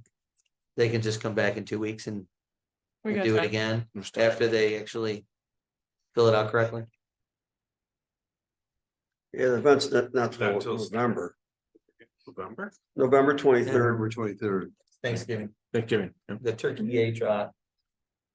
The turkey, I think, is the giveaway. That's not it. Clever name. Sorry, overshot it. That's the Boys and Girls. Yeah, the links are kind of screwed up on this. So what page is Yeah, it? okay. This I is don't know. That one. 11:20. Yeah, but look. 55 out of 167. 55. Put your finger out. I'm waiting for Boys and this. Girls Okay. Club. That's it. Yes, charities and percentage of proceeds, just Boys and Girls. Yeah, All right, so this was moved by Steve, seconded by Grace. I personally am not comfortable voting on it until we know the percentage, but I'm just one member of the. We could hold off. We got time. You hold up. Yeah. We have can a table motion it. on the table. Technically, you either So withdraw the I'm gonna motion. withdraw, or who started it? I'll withdraw my motion. Yes, I will withdraw my second. Okay, good. Can good. we skip it or table? Skipping, you don't need to. We're skipping. I'd skip. All right, I get a motion to approve a temporary use permit for Victoria Storman for the Carol K, December 23rd from 6 to 8 p.m. So moved. Moved by Ernie, second. Second. Second by Kristen. Further discussion? We have it the weekend before. Thank God. Thank God. No, I throw a party, but all my friends are gone. Get rid of amplified music so we don't have to listen to Rob Golly so loud. No. Then you can't hear me sing. You're in trouble. You're not in Not anymore. All right, any other discussion? All those in favor? Aye. Hi. Aye. Opposed? Approved. Thanks, Victoria. I get a motion to schedule a public hearing for CDBG on October 2nd. So moved. Moved by Kristen, second. Second. Second by Grace. Further discussion? All those in favor? Aye. Opposed? Scheduled. I get a motion to schedule a public hearing on October 18th for Jane Brewer and Joseph Zambon at 245 Prospect Ave, special use permit for ADU. So moved. Moved by Grace, second. Second. Second by Steve. Further discussion? All those in favor? Aye. Aye. Opposed? Approved, scheduled for October 18th. Can I get a motion to schedule a public hearing on October 18th for Joshua Best at 49 Knox Road to rezone SFR to GF? So moved. Moved by Molly, second. Second. Second by Steve. Further discussion? Took a lot. All those in favor? Aye. Aye. Opposed? Approved, scheduled for October 18th. Can I get a motion to schedule a public hearing on October 18th for Benefit Development at 123 Gray Street for a site plan application for 5 Below? So moved. Moved by Grace, second. Second. second by Jeff. Further discussion? All those in favor? Aye. Aye. Aye. I think I got 3 ayes so Aye. far. Thank you. Approved, scheduled for October 18th. I got a motion to schedule public hearing October 18th for Buffalo Modular Homes at 757 Ellis Drive for a site plan application to construct a single family home. So moved. Second. Moved by Grace, second by Steve. Further discussion? All those in favor? Aye. Aye. Opposed? Approved, scheduled for October 18th. Can I get a motion to schedule public hearing October 18th for Manny's Hardware at 42 Riley Street, amended special use permit for outdoor merchandise and shipping container for storage. So moved. Moved by Steve, second by Kristen. Further discussion? All those in favor? Aye. Aye. Opposed? Approved, scheduled for 10/18. Can I get a motion to schedule public hearing on October 18th for Ed and Kristen Borzillarelli? Come on, a little help. Did I screw it up last time too? Borzillieri? Borzillieri. I'm Italian, I should be able to do this. Borzillieri. Borzillieri. So you said about the So last what's the one. proper Yeah. spell? What's the I'm proper half spell? Irish. How do you pronounce it? Borzillieri. Borzillieri. Borzillieri. At 586 Main Street, special use permit for a patio. So moved. Moved by Grace, second. Second. Steve, further discussion? All those in favor? Aye. Aye. Aye. Opposed, approved, it's gonna be busy. Oh. I got a motion to approve a request for a 30-day waiver for a liquor license for Jamel's Roycroft, 40 South Grove Street. So moved. Moved by Kristen, second. Second. Second by Jeff, further discussion. What are they looking to do, Maureen? So it's, Owners. no, but what is the Roycroft doing differently that they need to do a liquor license? It's a new owner. Because it's a new owner, so he's gotta get the new permit. Correct. All right, moved by Kristen, second by Jeff, further discussion, all those in favor, Aye. opposed? Approved, taking a motion to approve budget adjustments for the 2023-2024 fiscal year, So moved. moved by Molly, second, Second. second by Grace, further discussion. All those in favor, Aye. Aye. opposed? Approved. Can I get a motion to appoint Logan Girdlestone to the position of part-time dispatcher effective on or after September 19th, 2023. Motion. Moved by Jeff, second, Second. second by Steve. Further discussion, Shane? Great young girl. She's, I believe she just graduated high school or college rather, and has become very ingrained in the Elma Fire Department. One of our past part-time dispatchers, Dave Zaporowski, the chief in Elma, thinks she'll be a great addition, and she's looking forward to, she's actually gonna start tomorrow now, so. Great. Excellent, thank you. Any other discussion? All those in favor? Aye. Opposed? Approved. Moving to new business, South Willow, a no parking request. You guys want to refer that to the safety committee? Shane, do you have any insights on that? Matt and I discussed it briefly already. It is wide enough to have traffic flow same way other streets do. I think we just looked at that in the same area on the other side of Main Street. It's other than the safety issue, it's the inconvenience, I think, to the residents on that street because of the amount of draw that Pope Joke has in the area. So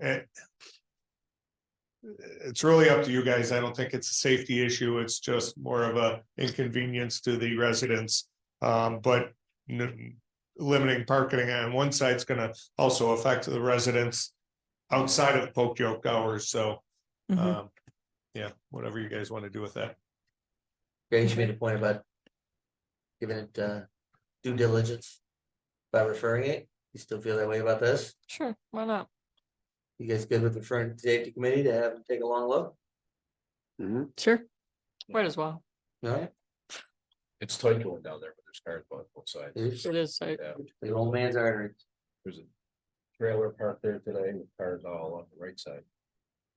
Like. Trailer's been there a while. Yeah. Yeah, what's the deal with that tent camper?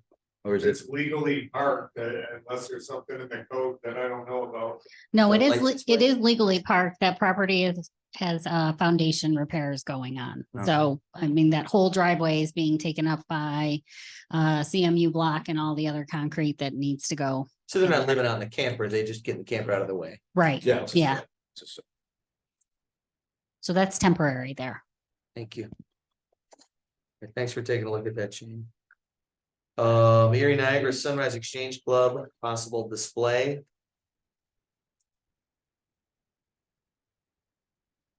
Is that the flag? Yeah. Got the flag? Yeah. Yeah, they're looking to put up a display so that people know about their organization. And basically it's kind of to advertise their organization.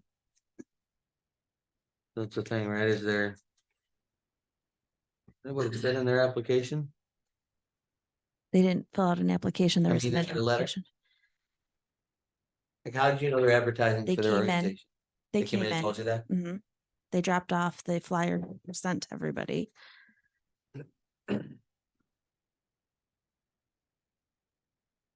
we do this for others? No. I mean, Not really. Yeah, that's how I kind of feel about it too. It seems like sort of a weird thing. What Yeah. is it? What is the Niagara Sunrise Exchange Club? I mean, I read the flyer. I I know read as the much as you flyer. do from the flyer. Yeah. I'm not inclined. They're not here yet, but they're looking, according to them, they're looking to start a group here. And that it was their purpose in having this display was to let people know they were here.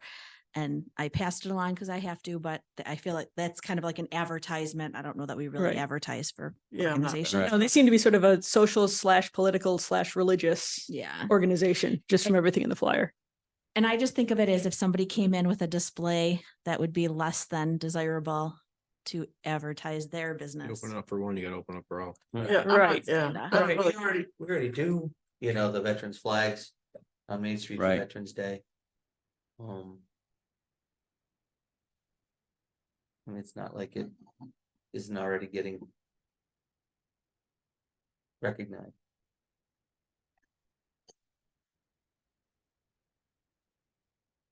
Yeah, and if you wanted to do it, they'd want you to pick where. It can't be on Main Street.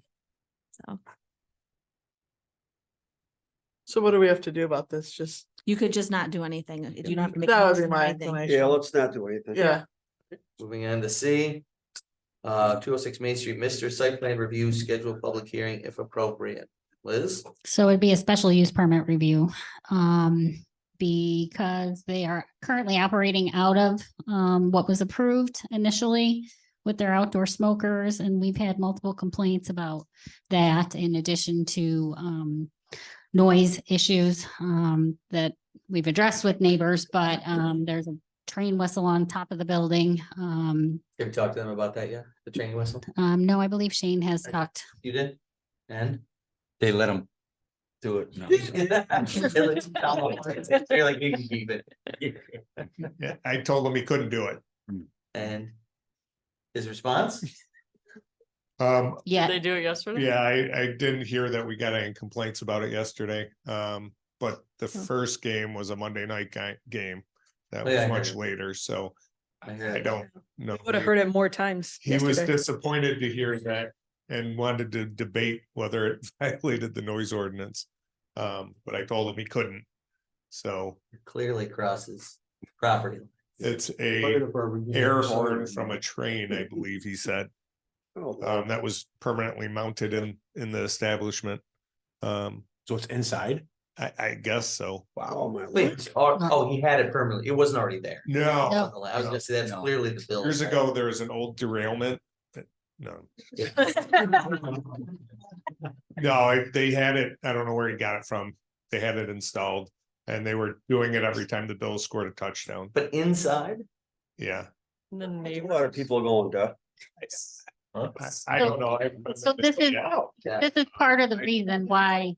This is part of the reason why I've asked for a review of the special use permit, because there are things happening inside and outside of the building that are causing problems in the neighborhood to the residents. And the way that we address this is through a review of a special use permit. And we don't have any, we never gave any kind of approval for outdoor cooking, which he would need. No, And he's exactly. got two different smokers. Correct. One with like a 20-foot smokestack on it. Right.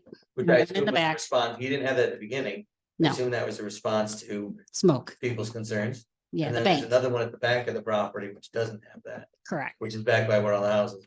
Right. But you haven't officially notified him.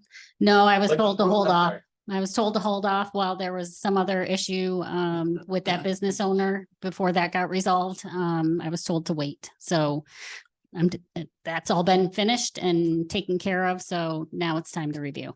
Okay. With rookies, did we? Kathy we brought them in? Kathy handled that. Oh. And I think she talked to them in advance. But here's the thing, that's not what the way that your code is written. If that's how you want to handle it and handle it with a letter first, then I encourage you Well, you're to the change your enforcement code. officer, so it's up to you. I mean, I just call them in for a public hearing. okay. And then we can ask them about the horns, the patron behavior, the smokers, all of those things. Yeah. Yeah, I think it's appropriate. Yeah. Yeah. Kristen's good, Ernie? Fine. Yeah. Yep. All right. Bring him in. Schedule a day. Is that how we need to do it? Yep. Definitely. Probably be- Ideally. Let's take the first morning of November.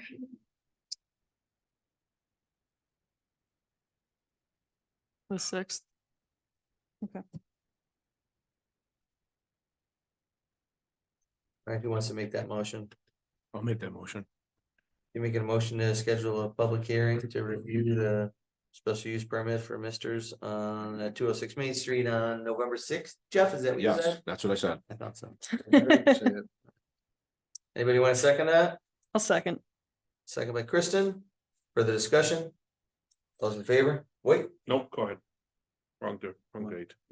Oh, it's Sunday night. It's not Monday night. good job. Good thinking. All right, any other discussions? Is there anything that Liz needs to do in the meantime with that? Well, once you schedule a public hearing, she'll send out the notices. Okay. Okay. And all the Thank you. neighbors within Of 500 why? feet, right? It's 500 feet. Is it 500 feet? But Any what are we problem? gonna do about that bell? Nothing, we're not doing anything about the bell Well, it for. sounds like you didn't use it yesterday, right? Sounds like Shane talked to him and that. has So he hasn't well, done it worked. since you asked him not to. If I may suggest you bring it all. Yeah, at once. I would bring it up when he's. He has a bell going too? No, No, it's- this is- The horn, yeah, I thought it was. Volume spoke.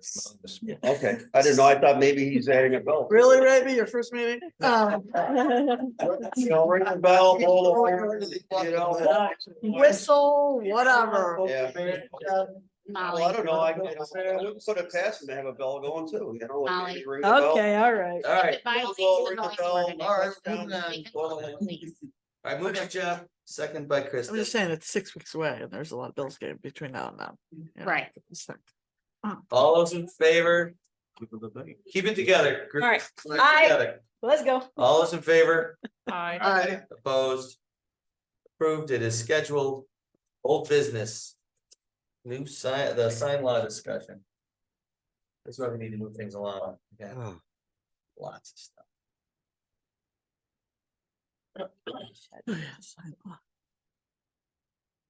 So. Anybody wanna start it off? Right. Let me bring it up and I will. All right, the question to us is, who approves the sign permit applications, the village board or the code enforcement officer? That's the decision we're making right now? That's a thing that we could One of the things. discuss. We're Right. just having a discussion. Well, shouldn't, I'm thinking just streamline it, shouldn't it be? So we've the always, code our enforcement? department has always approved sign permits. Yeah, So, and it's not just a matter of, okay, here's your sign permit, you're approved. It's a matter of verifying it with zoning for size and placement and number and lighting and everything like that. So, I mean, you're welcome to take that off my hands, but I'm not exactly sure you want to review every single sign permit that comes through the no, we village. don't. Actually, No. she did, no, she need to let her do that. I agree. Yes, please. I agree.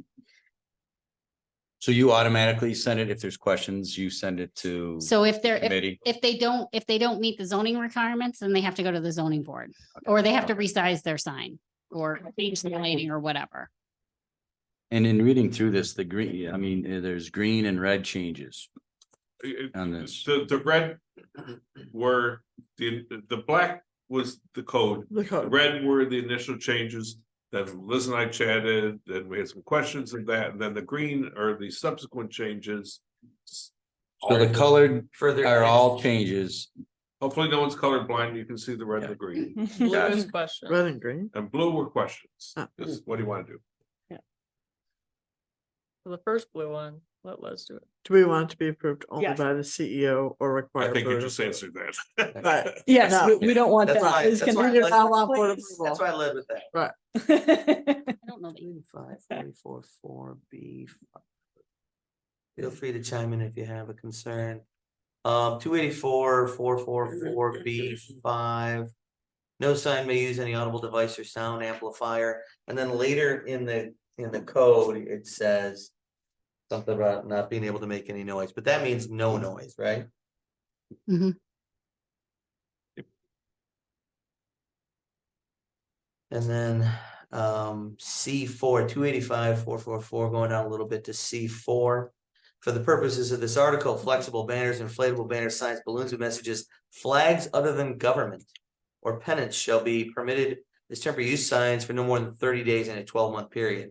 So that means the Bills flag, the Main and Hamlin flag, Man, Hamlin, 42 as a 42 flag. got a flag, Mhm. all the Bills flags on houses. That was the one that I brought up and Liz said that wasn't the. I thought it was a business. So, advertising. I mean, yeah, typically the way we've handled the flags, and you can think of it like the Main and Hamlin flag, which has their logo on the flag itself, or those tall blade flags. West Her had a couple out a few weeks ago. And anything that has commercial messaging on it, whether it's their logo or it's what they sell or something like that, that makes it a sign. And then it's not permitted by that code is the way we've always handled it. Now, if you look at the two blade flags that the flower shop and her second store have, they're just tall and green. That is not a sign. It's just a flag. So that would be permitted. Hmm. And I really don't want to be the bad guy and tell everybody they can't have their Bills flags. Right. What if somebody puts up Patriots flag? That's Oh, different. that's a different story. We could put an Still exception. not. Let the neighbors take care of it. I do not have a vest. For these periods not to exceed, is it consecutive or cumulative? It's period. Well, I guess Chris would have to answer that, but Well, that's why you've got the part in any 12-month period. Okay, so just 30 days total. Cumulative. So they can't So they put could it out put for 30 days, take it Take down down for for one 30. day and then put it back up for 30 days and take it down for one day, then put it back for 30 days. Right. It's not. can't So do just 30 days is it 30 for days the was year. Twice a month. Yeah. For the Yeah. year. Yeah. In any So 12 how month do you period. how does sales Yeah. keep track of that? well, we used to keep track of it with permits for temporary signs. But But the lawn sign, which is a different section, Yep. no longer needs a permit. So flags are flag signs like the Main and Hamlin flag, and I didn't realize 42 North has one, but Their back patio. they'll be addressed. Those are easily identifiable and I mean, they stand out, so I can let them know if this change goes in, you can have that up for 30 days, but then you're done. Or as of right now, you have to take it down because it's not legal. I don't really have a problem with the business flags, but Yeah.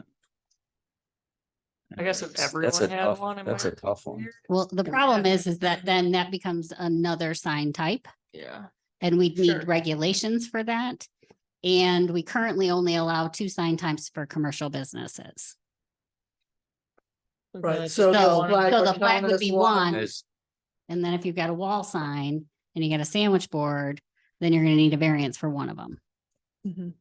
So I think the code's intent is to limit visual clutter. Yeah. Mhm. Yeah. And it, I mean, really, to tell me and him, they gotta get rid of their flag, they could put it on the wall inside, Yeah. but it costs them $30. Yeah. It's not like they spent Built thousands the of sign. dollars on something we're gonna make them get rid of. Um. Hmm. C7. You're giving them 10 days to remove the signs after an election. Signs pertaining to elections should not be erected more than 30 days prior to and must be removed within 10 days after any election. Seems like more than enough time. Yeah, we're giving Yeah. 10 days. Yes, we're out of I say give them Pick- 5 pick- days. Pick a time. I just. Mine are very gone, arbitrary. mine are gone the same night of the election. Yeah, Yeah, that's what I normally do too. 1 week, 7 days. so 5 days. I don't even think I want to give them 7.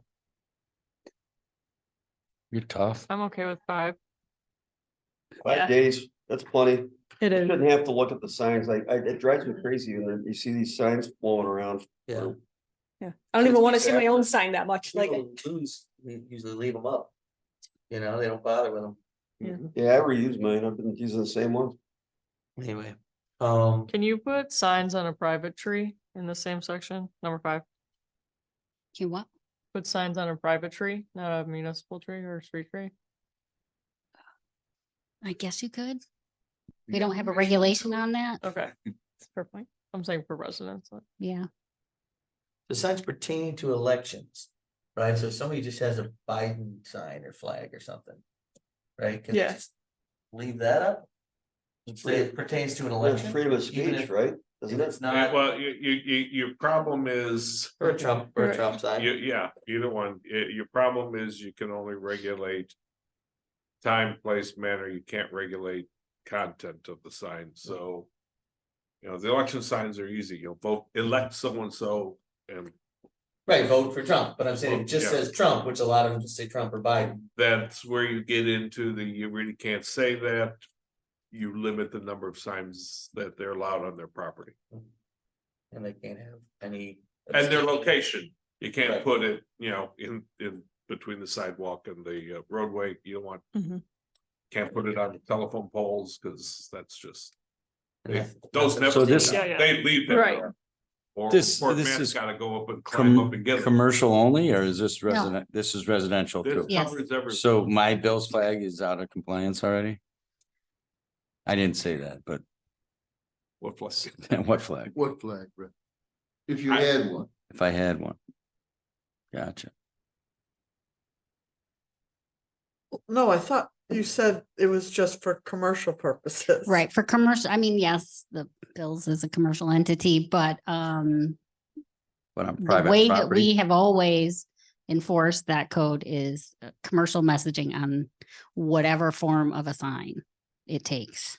So if I have a Trump flag at my house, or I have a Bills flag at my house, or whatever, those are non-commercial and do not fall under this. With the intent of this was not to. Say necessary for residential, your Bill's flag has got to come down in 30 days or whatever. This is more on a residential standpoint to limit, you don't have 40 signs on your property. Right.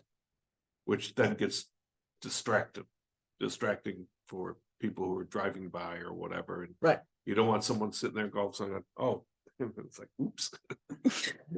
Sure. Okay. I mean, there was a resident, I'm not gonna say where, but had signs all over the place on trees and everywhere. It was driving the neighbors crazy because they didn't like the look of it. Well, All you- sorts of well, yes, signs it on does. And that's cardboard where and certain aesthetics. plywood and- everywhere. Right, and that's where, what they're made out of and the aesthetics does come into play. And that's why limiting the number of signs or what they can be made out of is in here. I mean, the problem is for every municipality, the proliferation of signs. Mhm. You know, and I've heard many times, I don't want to look like Niagara Falls Boulevard, I don't want to look like Transit Road or whatever. No, yeah. And so what was presented to you is very restrictive. You can Yes. it's better, easier to go from here and expanding than the reverse.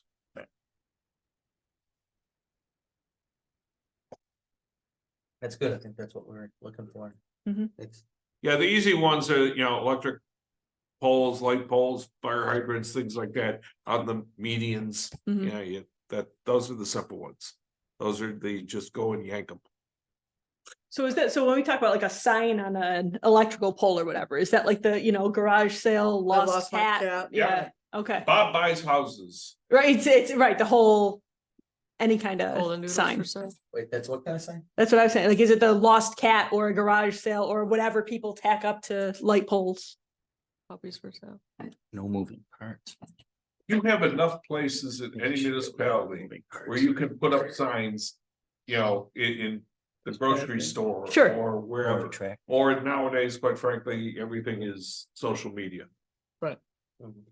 I like No, the I'm idea not of trying getting to these. start, I just want to make sure that we're clear on what we're Some doing. kid puts a garage sale sign on a telephone pole, no one cares or should care.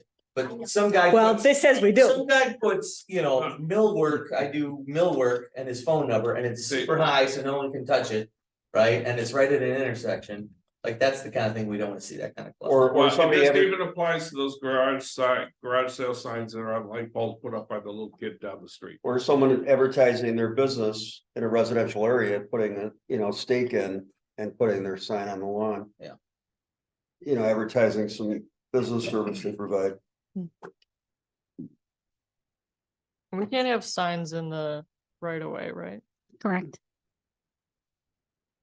So this removes like church in the park and all the signs that are just littered all over the village. Right. The educational foundation. Right, so. Oh, yeah, They're in compliance, by the way. 30 days. Yeah, but they're in the They're wrong in the right of way. location. Right. Oh. You might want to move your sign. All right, so no more than 2 political signs or just signs. So when 3 of us run, you only get to pick 2 to advertise for, Pick your favorite. or you put them all on one side.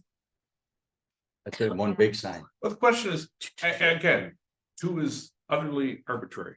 How many signs do you want? People It's- have. It's not uncommon for me to do it. Like if you're on a Two's fine. corner, I think people do tend to have, you could have 2 signs for one person. In front of the car wash is always like 5 30. different signs. Well, that too, but I'm thinking, as a resident or whatever, if you live on a corner lot. I know, like those Easter ones with the Easter candy when there's like 15 Oh, yeah. of them drive me crazy. Yeah. They look terrible. It looks like garbage. I don't like it. So this will get rid of that. Yeah. But you're There's, not. that were right down there. Or those the blue and yellow signs that have been around since the summer, advertising like, I think, like painting services or something. At the circle, they're all over. Somebody stuck them You in can't like knock out your everywhere. Ernie's bristling at that. I don't know. It has nothing to do with it. You're booked up for like I just 3 don't years, like, aren't you? I'm with Molly. I don't like the look of it. It just. Yeah. No, yeah, it is. So It's we'll be it's allowed, visual we'll clutter. be allowed after this, All right. right? Okay, I'm good with it. I'm fine. Well, All right, so 445, we're not voting on this right now. No. right? This is just, This Discussion. This is frankly, discussion. give Liz and I some ideas so we know in terms of changes we have to make. Well, thank you for doing all that work because that's 166 pages of a lot of. Editing Nice stuff. and additions and deletions and. Well, I had to Well, wait also for the Supreme Court decision to see exactly how far they were gonna go. Mhm. I know like every couple months, Chris has a sign code coming, you're like, they haven't brought down the decision yet. Hmm. Chris has a sign thing going, they haven't brought down the decision yet, so I'm glad they finally did, so we can get this done. And then Liz can enforce it. Do you have a comment on one? You, What? Which, were you going to another section? I was gonna go to 445. A.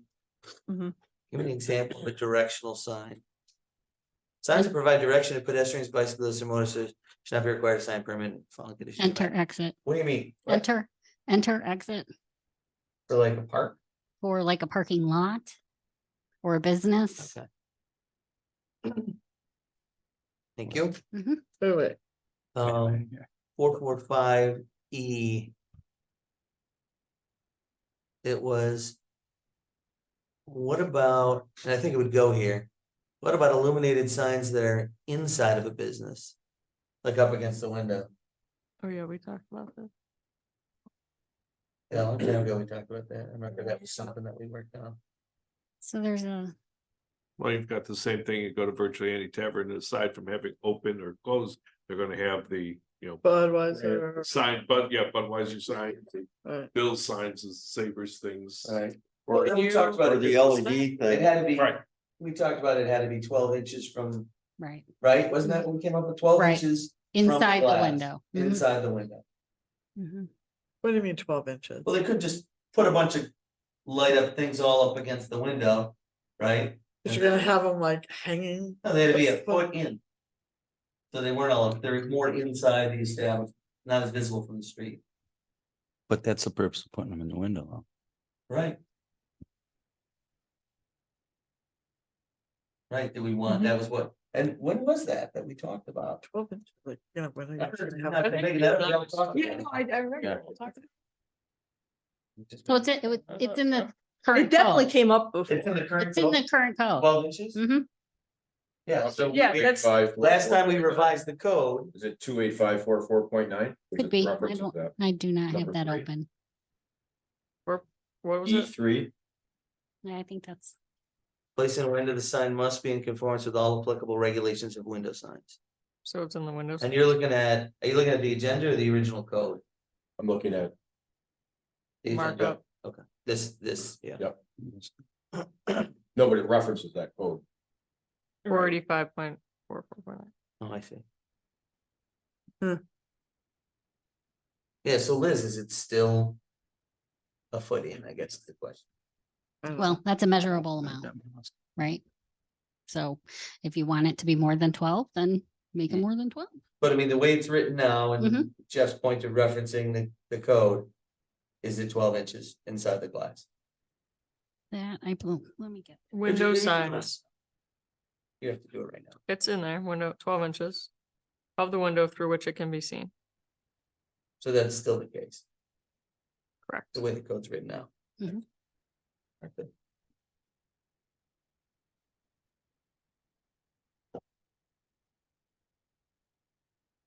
And then, But this is not this. Okay, if it's at in the table at the bottom here.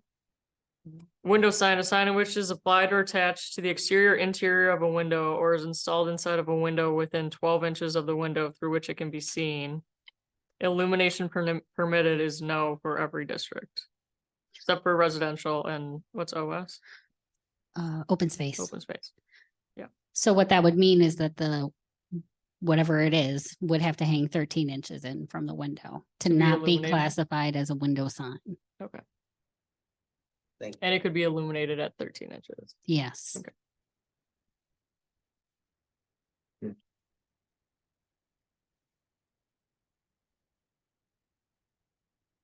Moving on. You nay? So Right. that's What's that? no bar signs right in a window. Yeah. Basically. More or less. Are you moving on within signs or are you moving on Sorry. beyond No, signs? moving on with inside. Okay, then you're fine. Yeah. I'm go about ahead. halfway through my page Okay. of edits. Yeah. You guys have pages of edits? Yeah. Okay. Feel free to. I have all kinds of markup. What's that? I got all kinds of markup. Yeah.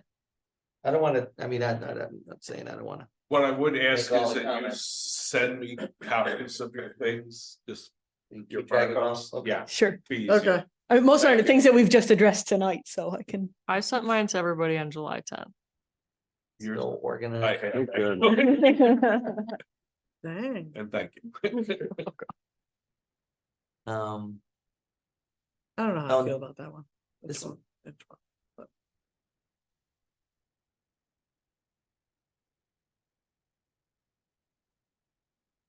Did we all agree that, Do you wanna keep talking about it? no, I'm just saying, did we make a decision about it? Well, that's how it is now. Okay, That's how it currently, that's how the code Reads. was, and they're saying it'll stay that way. with the Okay. code in. but nobody Okay. followed. Yeah, if someone complains, they can do something about it. If somebody put 20 light up signs up against the window that were obnoxious and crazy, someone could complain and the code. Or if they just have one. Yeah, they can still complain. Right. Want to change it?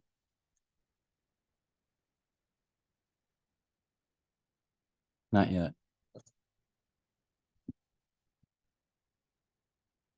I'm not married to most of this stuff. The internally lit thing is the one that, Well, it's under prohibited sign. right, Yeah, also. that's the, yeah. I'll fight tooth and nail for that one. oh, same. The rest of it.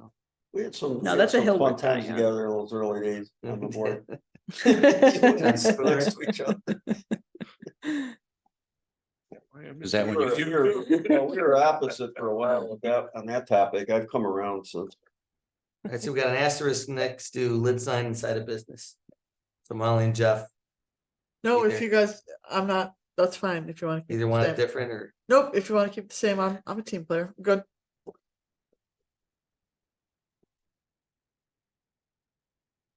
I had how to handle the timer again in here. G2. The sign is not displayed for more than 30 days in 120-day period. I don't know, just enforcement wise, I don't see how you would, It'd need a permit. that's what I'm saying, like, how do you keep track of it? I can't without a You're permit. like, he's had that sign in his yard for 3 days, they took it down, oh, 2 more days, it's like chalk and tires, right? You're like, Most of the people that this is gonna run into, it's not gonna be, they're gonna forget to do that.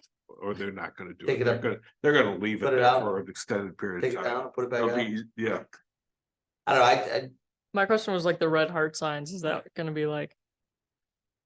You gotta take them down now. Yeah, but what does that really mean? people still doing those? I've seen Yeah, it. they're around. I had one, then I. But they're not commercial. On the edge of it. It's just a heart. All the movement signs have been up forever too. You're gonna start taking those out of people's yards. I'm not touching anything in people's yards. I'll send them a letter. I'll make sure Liz, I'll only take them out of the right of way.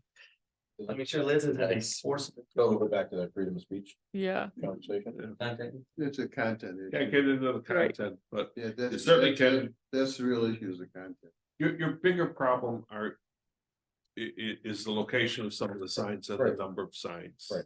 And that residential, people having them. Less of an issue as long as they don't. Put them on your telephone pole in front or So. out the, I mean, you were talking. That pesky you- white you- way, you- that- you- you I have all my talked signs about, in. Some battles. how high is your grass or Yeah. plants? Pick your battles. Your signs are the same things. 44-6. Where does this leave the taste coffee cup? That's what's in my notes too. Yeah. Is that Previously, it was previously approved. So it gets grandfathered in? And they have a permit for that. It was approved Yeah. when Taste went in. But somebody would not be able to do that today. Okay. So Eric Zimmerman's 3-dimensional signs, like the toothbrush on the roof. Like, people love those. But I remember we did have a long talk about sign code a while back, because I remember we talked about that and we said. They're whimsical, people remember them, they're neat. Sure. What if every business did, a Vidler on the Sure, roof? Vidler. All the way down Main Street on both sides, would it make the community look cartoonish? Right. Right? If it was just a million of them. Yeah. I remember that was a discussion. we Mhm. had. It was. So the way it's written, Liz and Chris, there can't be any more 3-dimensional signs? Or is that like? Where is that? Yeah, is that but- something- It's not stated. But I'm It saying, doesn't say that. you can't do the coffee cup because of the mist, The myth. Yeah. right? Yeah. Yep. But those other signs that are they considered even signs? Is Ed Vidler considered a sign? Well, Ed Vidler is the face of Like, Vidler. what is- Yeah, he's not I not a mean- That's what I'm saying, like, what is it? It's called.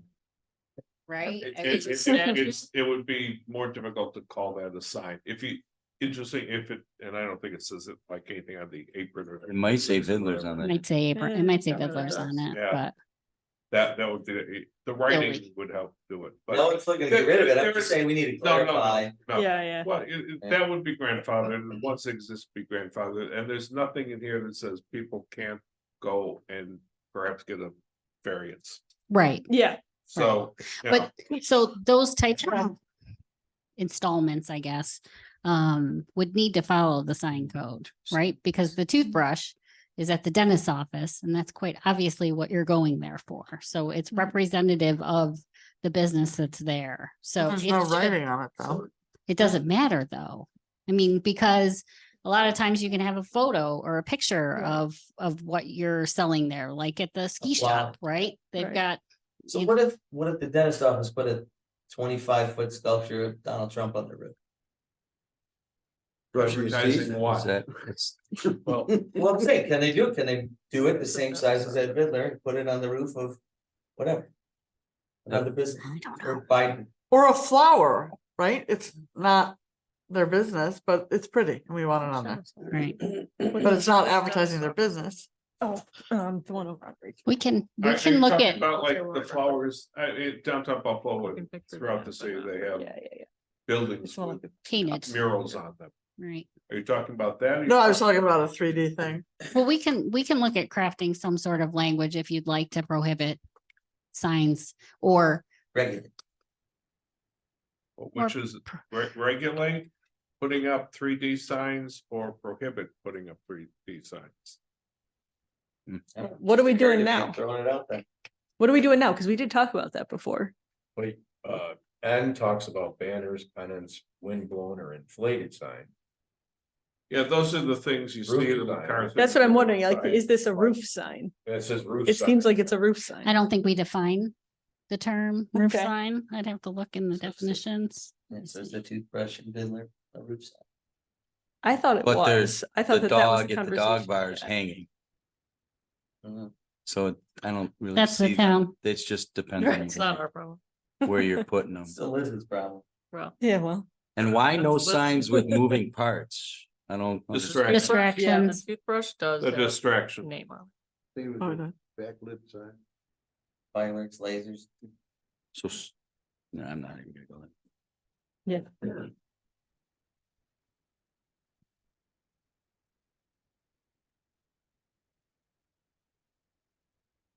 About the guy dressed as an Easter bunny, waving to people, trying to get them to go to the Easter candy shop. See a sign?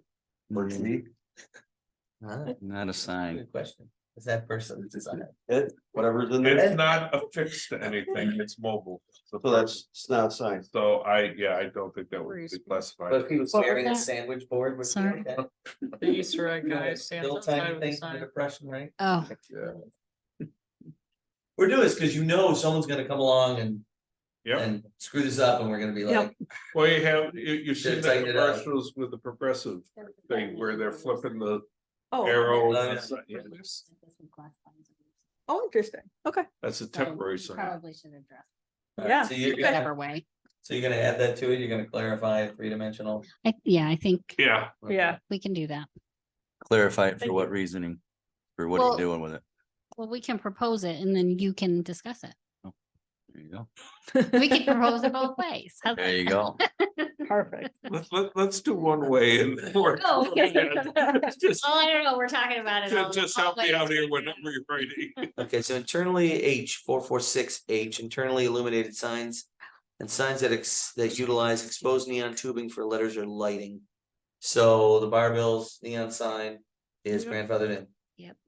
But no one else could put up a new neon sign, correct? Without a variance. Without a variance. The marquee is also. And the the marquee, the theater marquee is Mhm. grandfathered in. If somebody else wants Yeah. to put up a marquee, they'd have to get an approval. All right, what about J? Signs mounted on or applied to registered or unregistered vehicles unless such vehicles parked legally or out of public view. So Yeah, I remember that one. that truck in the parking lot across from the library on Main that had the gutter guy. Gutter. back Yeah, in the for like gutter, 2 years. Yeah. 2 years, he had that thing parked right on the corner, that big box truck with his logo on it. Yep. Yeah. Was he parked legally? Not legal, What? not legal. But I But he think was that was parked why we legally. did this. This was. But it was not out of response to view. that. Yeah, but But how, it says or. Right. It says parked legally or out of public view. unless it's just, Shouldn't it say and out of public view? What does that do for Well, no, it like could be one or the any other. businesses that has a truck with? their Unless such name on it? vehicles parked legally, so he's Yeah. all set. He's legally parked. What about businesses who have But he trucks? with wasn't their on We made it details move anyway. on it? What about Yeah, a, but should you what, change it to and? No, Here's my. what about the plumber that pulls into his driveway? But that, and that parks was like, on the street? there's two different things, the guy who's in his own driveway, who, just there, versus this other vehicle, I take it. was Who not- intentionally parks somewhere. 2 years, right on Main Street. Right, like he was a billboard. Okay, that, But was he legally parked? Yes. Yeah, it's a but- parking Well- lot. we But can Well, tweak just that. because, but it just wasn't out of because, so view. that's a So we private, can get him out of view. You that's a have, like, private lot, 42 and so it has a needs the truck, building owner's Mr. permission to park there. So whether or not he was actually had that owner's permission to park there would be part of the determination if that was legally parked. There's a lot of businesses in the village who have But their they- trucks at their businesses Mhm. with their logos on Yeah, them. but I think Sure. what's being discussed is someone else's business someone else operating their business, Yeah. but having it parked somewhere else. Regardless of whether it has the permission of the owner of the property. So if And I it's think in that's what you view- want to stop. Right, if it's in view, Right, doesn't matter if it's parked legally or the guy said you can do it, it's in view and we can get right, him on that. okay. But not the way it's written, right? But- Like. Right, you no, I got get it. 3 grand? No, you're I right. think you're thinking of it wrong. It should be and. No, it's, you want it No, to be because then or, both criteria have to be met. cause it could So be you want parked it or. legally, Yeah, But- parked legally, right, or But it's if gotta it's- be out of public view. right. This guy was parked legally for 2 years. Well, what's considered public view then? Because like Barbell has a truck, they park right behind their business in that lot. The public can see it. Yeah, but they have to park their thing, They're I parked mean, somewhere. right, Right. But that's in public view, right? Right. Look, I understand know, what you want yeah. to do, I can tweak it. Okay. Okay. Thank you. like, except if it's on its own. Yeah, Yeah, no, I, business or something. yeah, I get that. The only other one I had Fix it was for us, Chris. 447A3. Sign provision by zoning district. Residential districts where a single or multifamily residential development exists, such as an apartment complex, one ground sign may be permitted for the development at each entrance. Or exit access point for a period not to exceed 12 months. So, like the signs on North, on Hamlin. For those Hamlin townhomes, whatever they are. They have a sign advertising their development. Do they have to take that down after 12 months? No, that was again, previously approved. Well, yeah, I think But I'm they got a saying- variance for their But we- sign. didn't they? Yeah, they did get For the variance for the size, yeah. size, for the size. Okay. Mike, So what a newer, the current code doesn't say for a period of 12 months, so. right, that's what I'm just saying, that's not a temporary sign, right? It's telling you what their complex is, so should we limit it to 12? I mean, a sign saying Hamlin Townhomes is one thing. Yeah. Let me give you an example. I do a municipality where there was a sign for development on the road. 15 years. While they continue to sell Morano homes or No, something? no, Oh. it was coming. Oh, Oh, It's still coming. okay. I may die and it won't be coming. I think this part for the A3 was really more to identify the entrance and exit at a multifamily development as a permanent status. So let's say the townhomes started on Hamlin and they had a second entrance on Buffalo Road, that they could potentially have a sign at each entrance showing the Enter, public how to exit. get there, Right. right? As a permanent sign. That's Just what I think more that means. designed for purposes of, coming or, this is in development or whatever, go by it and it's like, you gotta have a point in time when it ends. Well, I think that would be under a temporary sign or Right. a construction sign or Right. something like Yeah. that, or, yeah. Which That's is how it- different than this section is what you're saying? That's the way I read this section, yes. Maybe we can Oh, clarify. this that. section you read as temporary. No, Oh, permanent. okay, permanent, right. So the 12 months should not be in there then. Or just clarify what you mean by what's Alright. allowed for 12 months and Right. what's not, Okay, right? got it. Yeah, so Morano development that's gonna be built for 10 years, it's not allowed, but development or a project or apartment building that has a name is allowed to have their name in front of it. So the Right. Stonegate Yeah. condos, right? They've Yeah, got two entrances. Right, So this is they could Stonegate have- for someone looking for it. Yeah. Not, Both on Bowen and Right. on Buffalo. We're not gonna Yeah. wait 12 months and then make them take down their Stonegate sign. No, Yeah, no. Yeah, let's do. So if you clarify that, that'd be great. That's all I had from the sign code. What do you guys have that we haven't talked about yet? Chris has my comment. yep. Would you like me to resend them? Got more of one. But if everyone else would just send me their ideas, and then Liz and I will sit down and tweak away. Thanks for all the time you put in on this, so seriously, Chris and Liz. Yeah. That's a lot of work. Holy cow. A lot of nitpicking, but when you're, right, when you're changing the law, you gotta get it right, because it's gotta hold up. So thanks for doing that. And you want something that Liz can enforce.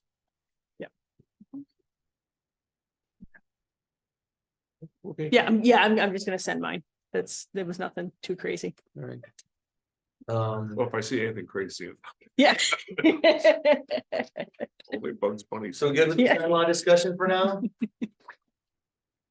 All right, moving on to second speakers and communications. Does anyone in the audience have anything they want to talk about?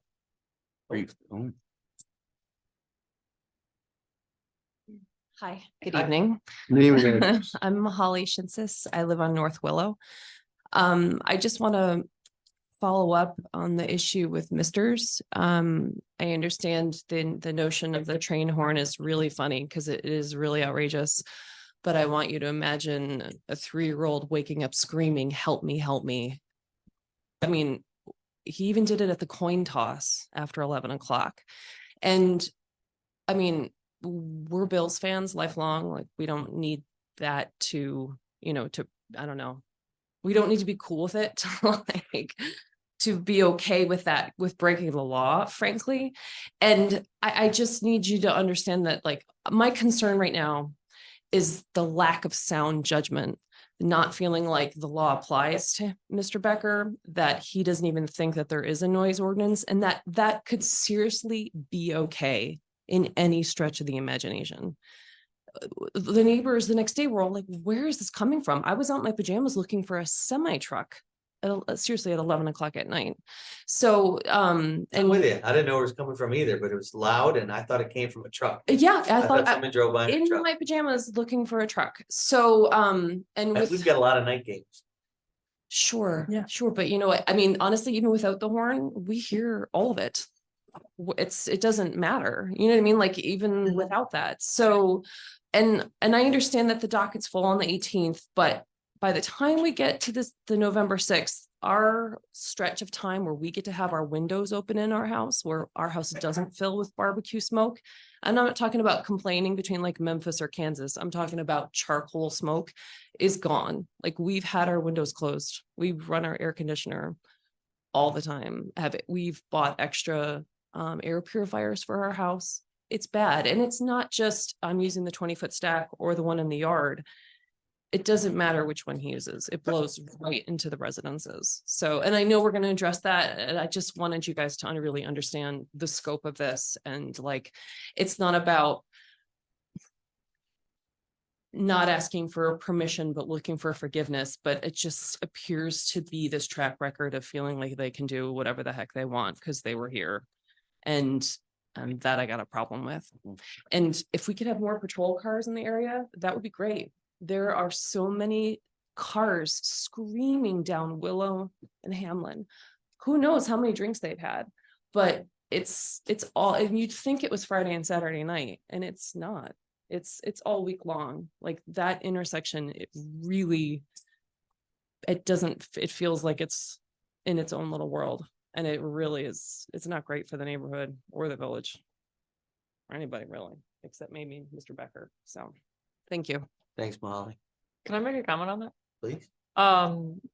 So I listened to the town meeting the other day about patrols and loud exhaust and stuff like that. I would like the police force to really enforce the loud exhaust and the modified exhaust, the rolling coal, and then everything down on that end of the main street. I hear it from my house. We're a couple blocks in, and even when you drive around there, it's just getting out of hand, it feels. Yeah, we are working on that area in particular with a couple different initiatives.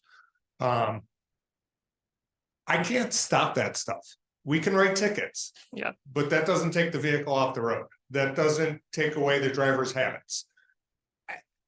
We write those tickets fairly regularly. I don't care if they get one every day. It's a fixed No, I ticket, know, and we don't it'll get annoying. We don't either, but we can't catch everybody all the time.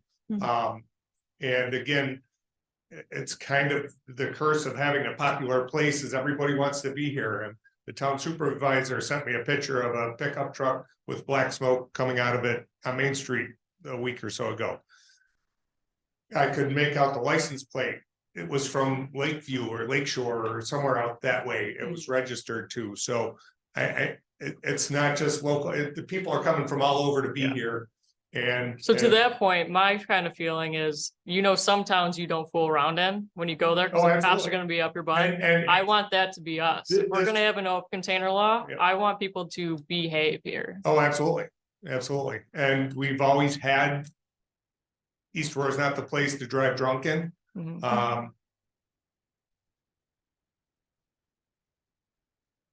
That kind of went away for a couple of years, and I've been trying to bring that back.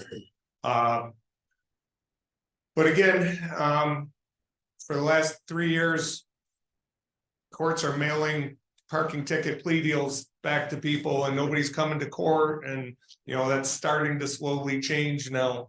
But if some 25-year-old that does stupid things in his car wants to pay a $75 fine every once in a while and get away with what he's doing most of the time, they're going to keep going. So, I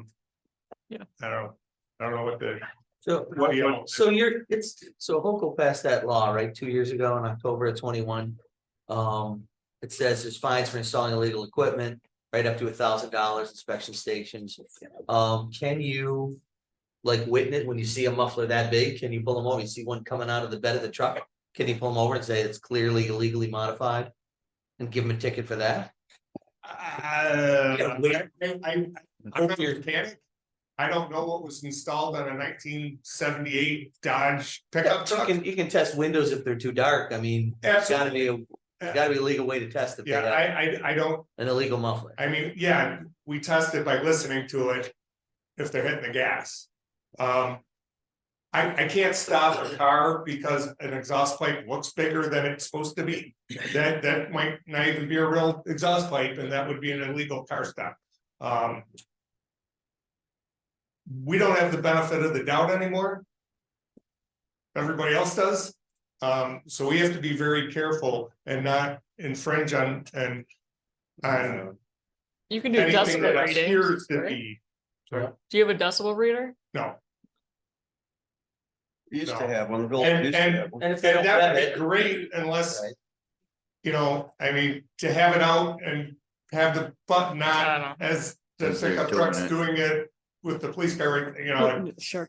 That's what I'm saying, though. You see those big mufflers, those are the ones that roll coal on the patios. So yeah, but you not pull them over, only you pull them over and you're like, oh, it's a big muffler. Your real muffler's behind it. I guess it's legal. Go ahead. You're not gonna get in trouble for that. Right? The police aren't gonna get in trouble for that. well, yeah, it could be considered harassment. Why? It's visibly he had it. But I can't testify that that's an illegal muffler by looking at an exhaust pipe sticking out of the back of a truck. Can you? Okay, we'll take Matt along with the right.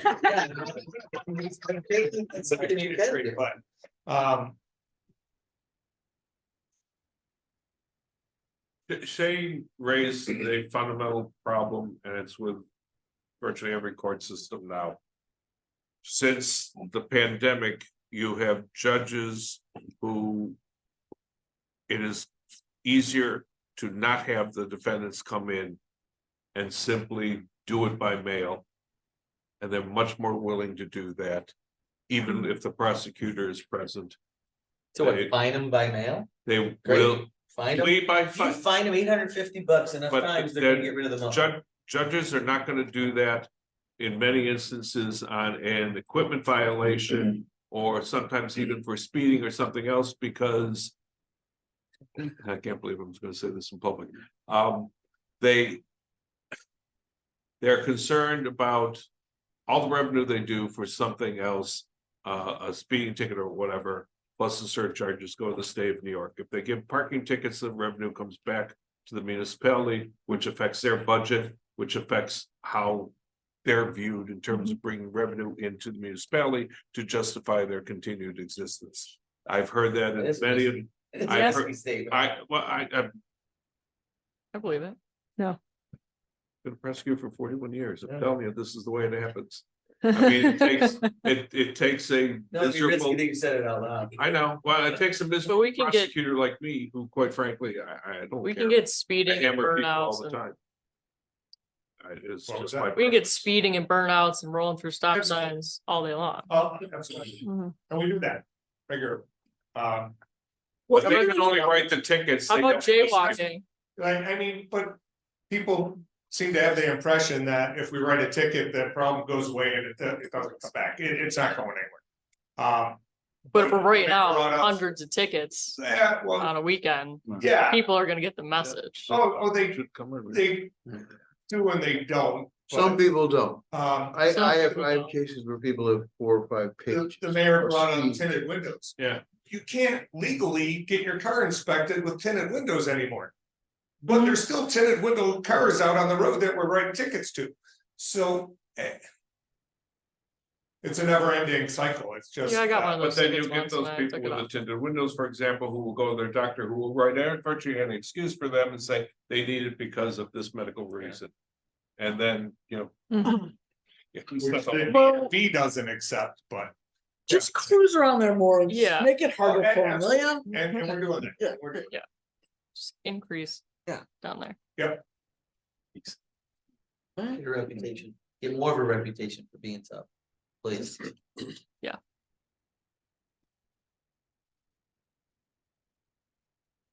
All right, speaks of communications, anybody else? Nick? Robinson with Baker. I apologize for my tardiness today and the absence at the previous meeting, but I wanted to see if you guys had any questions for us regarding the project and the application for a special use change to the scope of what we're doing over at 636 East Fillmore. The problem from a legal standpoint is the public hearing was. You know, scheduled much earlier, and of course, now the public is gone. Understood. And now my advice to the board would be, thank you, but it would have to be rescheduled because you can't have a public hearing after the public leaves. If the public's going, Just thank you. Yeah, absolutely. Okay. All right. So, thank you. Thank you. So October 2nd is the next one? All right, we can do it October 2nd, right? Yeah. Thank you. Thank you.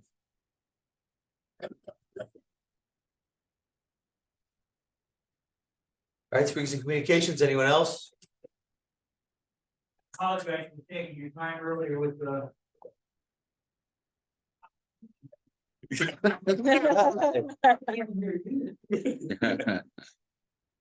We can, YouTube can't. You have to give your name and address again, sir, please. Okay. Lou Rodan from Easter Road. It's your own fault, Lou. Living that. You're a glutton for punishment. I know. Look. I just want you to consider doing something about one business spraying people in East Aurora and hurting the business next door. All right, that's all.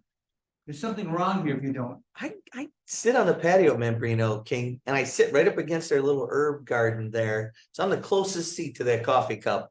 And I've never gotten sprayed by it. Were you just there on a windy day or is it? I'll call you and buy a coffee one of these days, okay? You what? I went and buy a coffee one of these days. I'll call you up, come on, let's have coffee. Okay. Free coffee. No, really, I'm not trying to make mole out of not a mole, whatever, you know.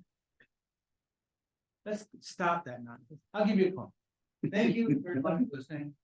Good night. Good night. Good night. Bye, Lou. Thank you. All right, closing speakers and communications, department head report, Shane. Just uneventful weekend with Borderland. Oh, good. A lot of traffic, but no issues outside of the event for us. Good. Great. Matt? Nothing, Your Honor. Nothing, Your Honor. You missed that part. You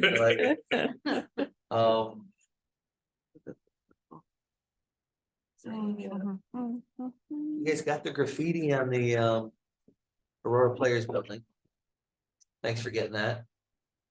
Feel like I had something else. They're Oh, rebuilding that building. What's that? They're rebuilding that building. It got hit.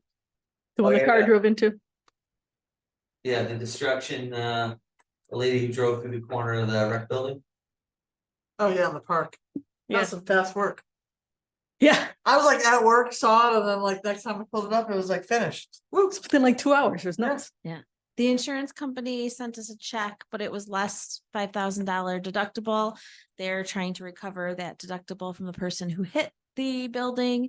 For us to have the funds to do it, we still have the funds. They can do it as soon as they're ready. We have to go through, we got one bid. Matt's working on a few more to meet our requirements and not bids, but quotes, estimates to have it done. Cause one was like 9,000 and one was 20,000. What's our limit for not going out to bid? 30. 30. But we need all the things and we still need to get the quotes for it, at least 3 quotes. Is it just the masonry or is there the roof as well as?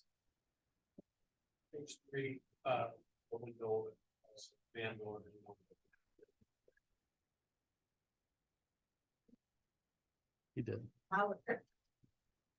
Masonry, the overhead door, a window, and a man door need to be replaced.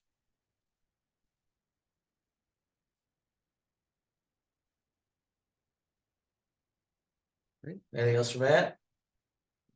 All right, No, Liz? sir. You got a workout today, Liz. Yeah, right. I'll be out of the office September 28th through November. Wouldn't that be great? October 11th, Rich Meagle will be here for that board meeting and available if you guys have any questions.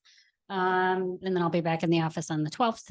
I don't see anything coming in right now, but that could change very quickly. How's the Walnut certificates of occupancy? How many left? So we 4 of the 5 properties on Walnut have certificates of occupancy. The one is still under construction. And there's 1 vacant lot there still. That's the one down by Bender at the end. Yep. And then there is 1 certificate of occupancy for a house on Prospect. 1 under construction, and then Woodley's former house is still getting close to being finished as well. So Prospect will be finishing up pretty quickly. Do you have to do a certificate of occupancy for a house that was already a residence that they just made modifications to? For the changes that they've made, yes. Yeah. Mhm. Is that significant inside? Yeah. Yep. Looks nice from the street. Yeah, it's coming along. All right, anything else for Liz? Thank you, Liz. Maureen? I'm good. I email you guys a lot. Perfect. We like to hear. All right, Kristen? Went to Taste of East Aurora. That was great. Actually, I went right after the rain, so I missed the wettest part of the day. But I talked with some of the people from ACES who were out there, kind of policing the garbage can recycling. And they said people did better with that this year than they have in previous years, which was nice to hear. So. That's all I got. Perfect. Grace? Nothing. Ernie? Nothing. Jeffrey? Good, thank you. Mal? I'm set. Steve? All set, just want to welcome Jeff to the fold here. Thank you. Welcome aboard. Thank you. Really? Appreciate that. That's it. Jeff, thanks for Thank you. stepping up. Thank you. You're a good citizen. Last one.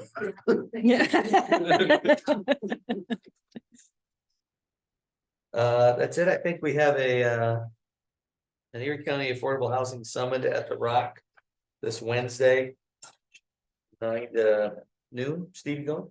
I did sign up for that. Oh, we got that thing on Thursday too, right? Thursday, Oh, that's Yeah, that didn't, village officials. What time's it then? 5:30? Wednesdays. Bye. So Wednesdays at the Rock. It's about housing. It's 9 to noon, I think. And then Thursday is the village officials meeting here at 42 North in the village, at 42 North. And that starts at meeting officially starts at 6. 6, all right. How long will it go to? So that's what we invite, like, Wonder how long it goes to.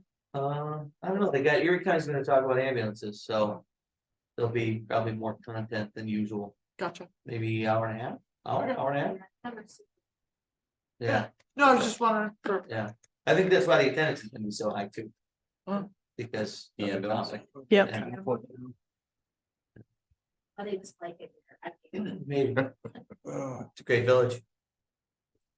All right, Problem, that's everybody it. wants to come here. Can I get a motion to adjourn? So moved by Jeff. that was Steve. I look this way too. I'm telling you. Moved by Steve, second. Second, Second by Kristen. you sure? Yes. Further discussion, all those in favor? Aye. Aye, opposed, the meeting is adjourned, thank you for coming. Yeah. Want me to that's switch my bedtime. one of them? I switch. I want my spot back over there.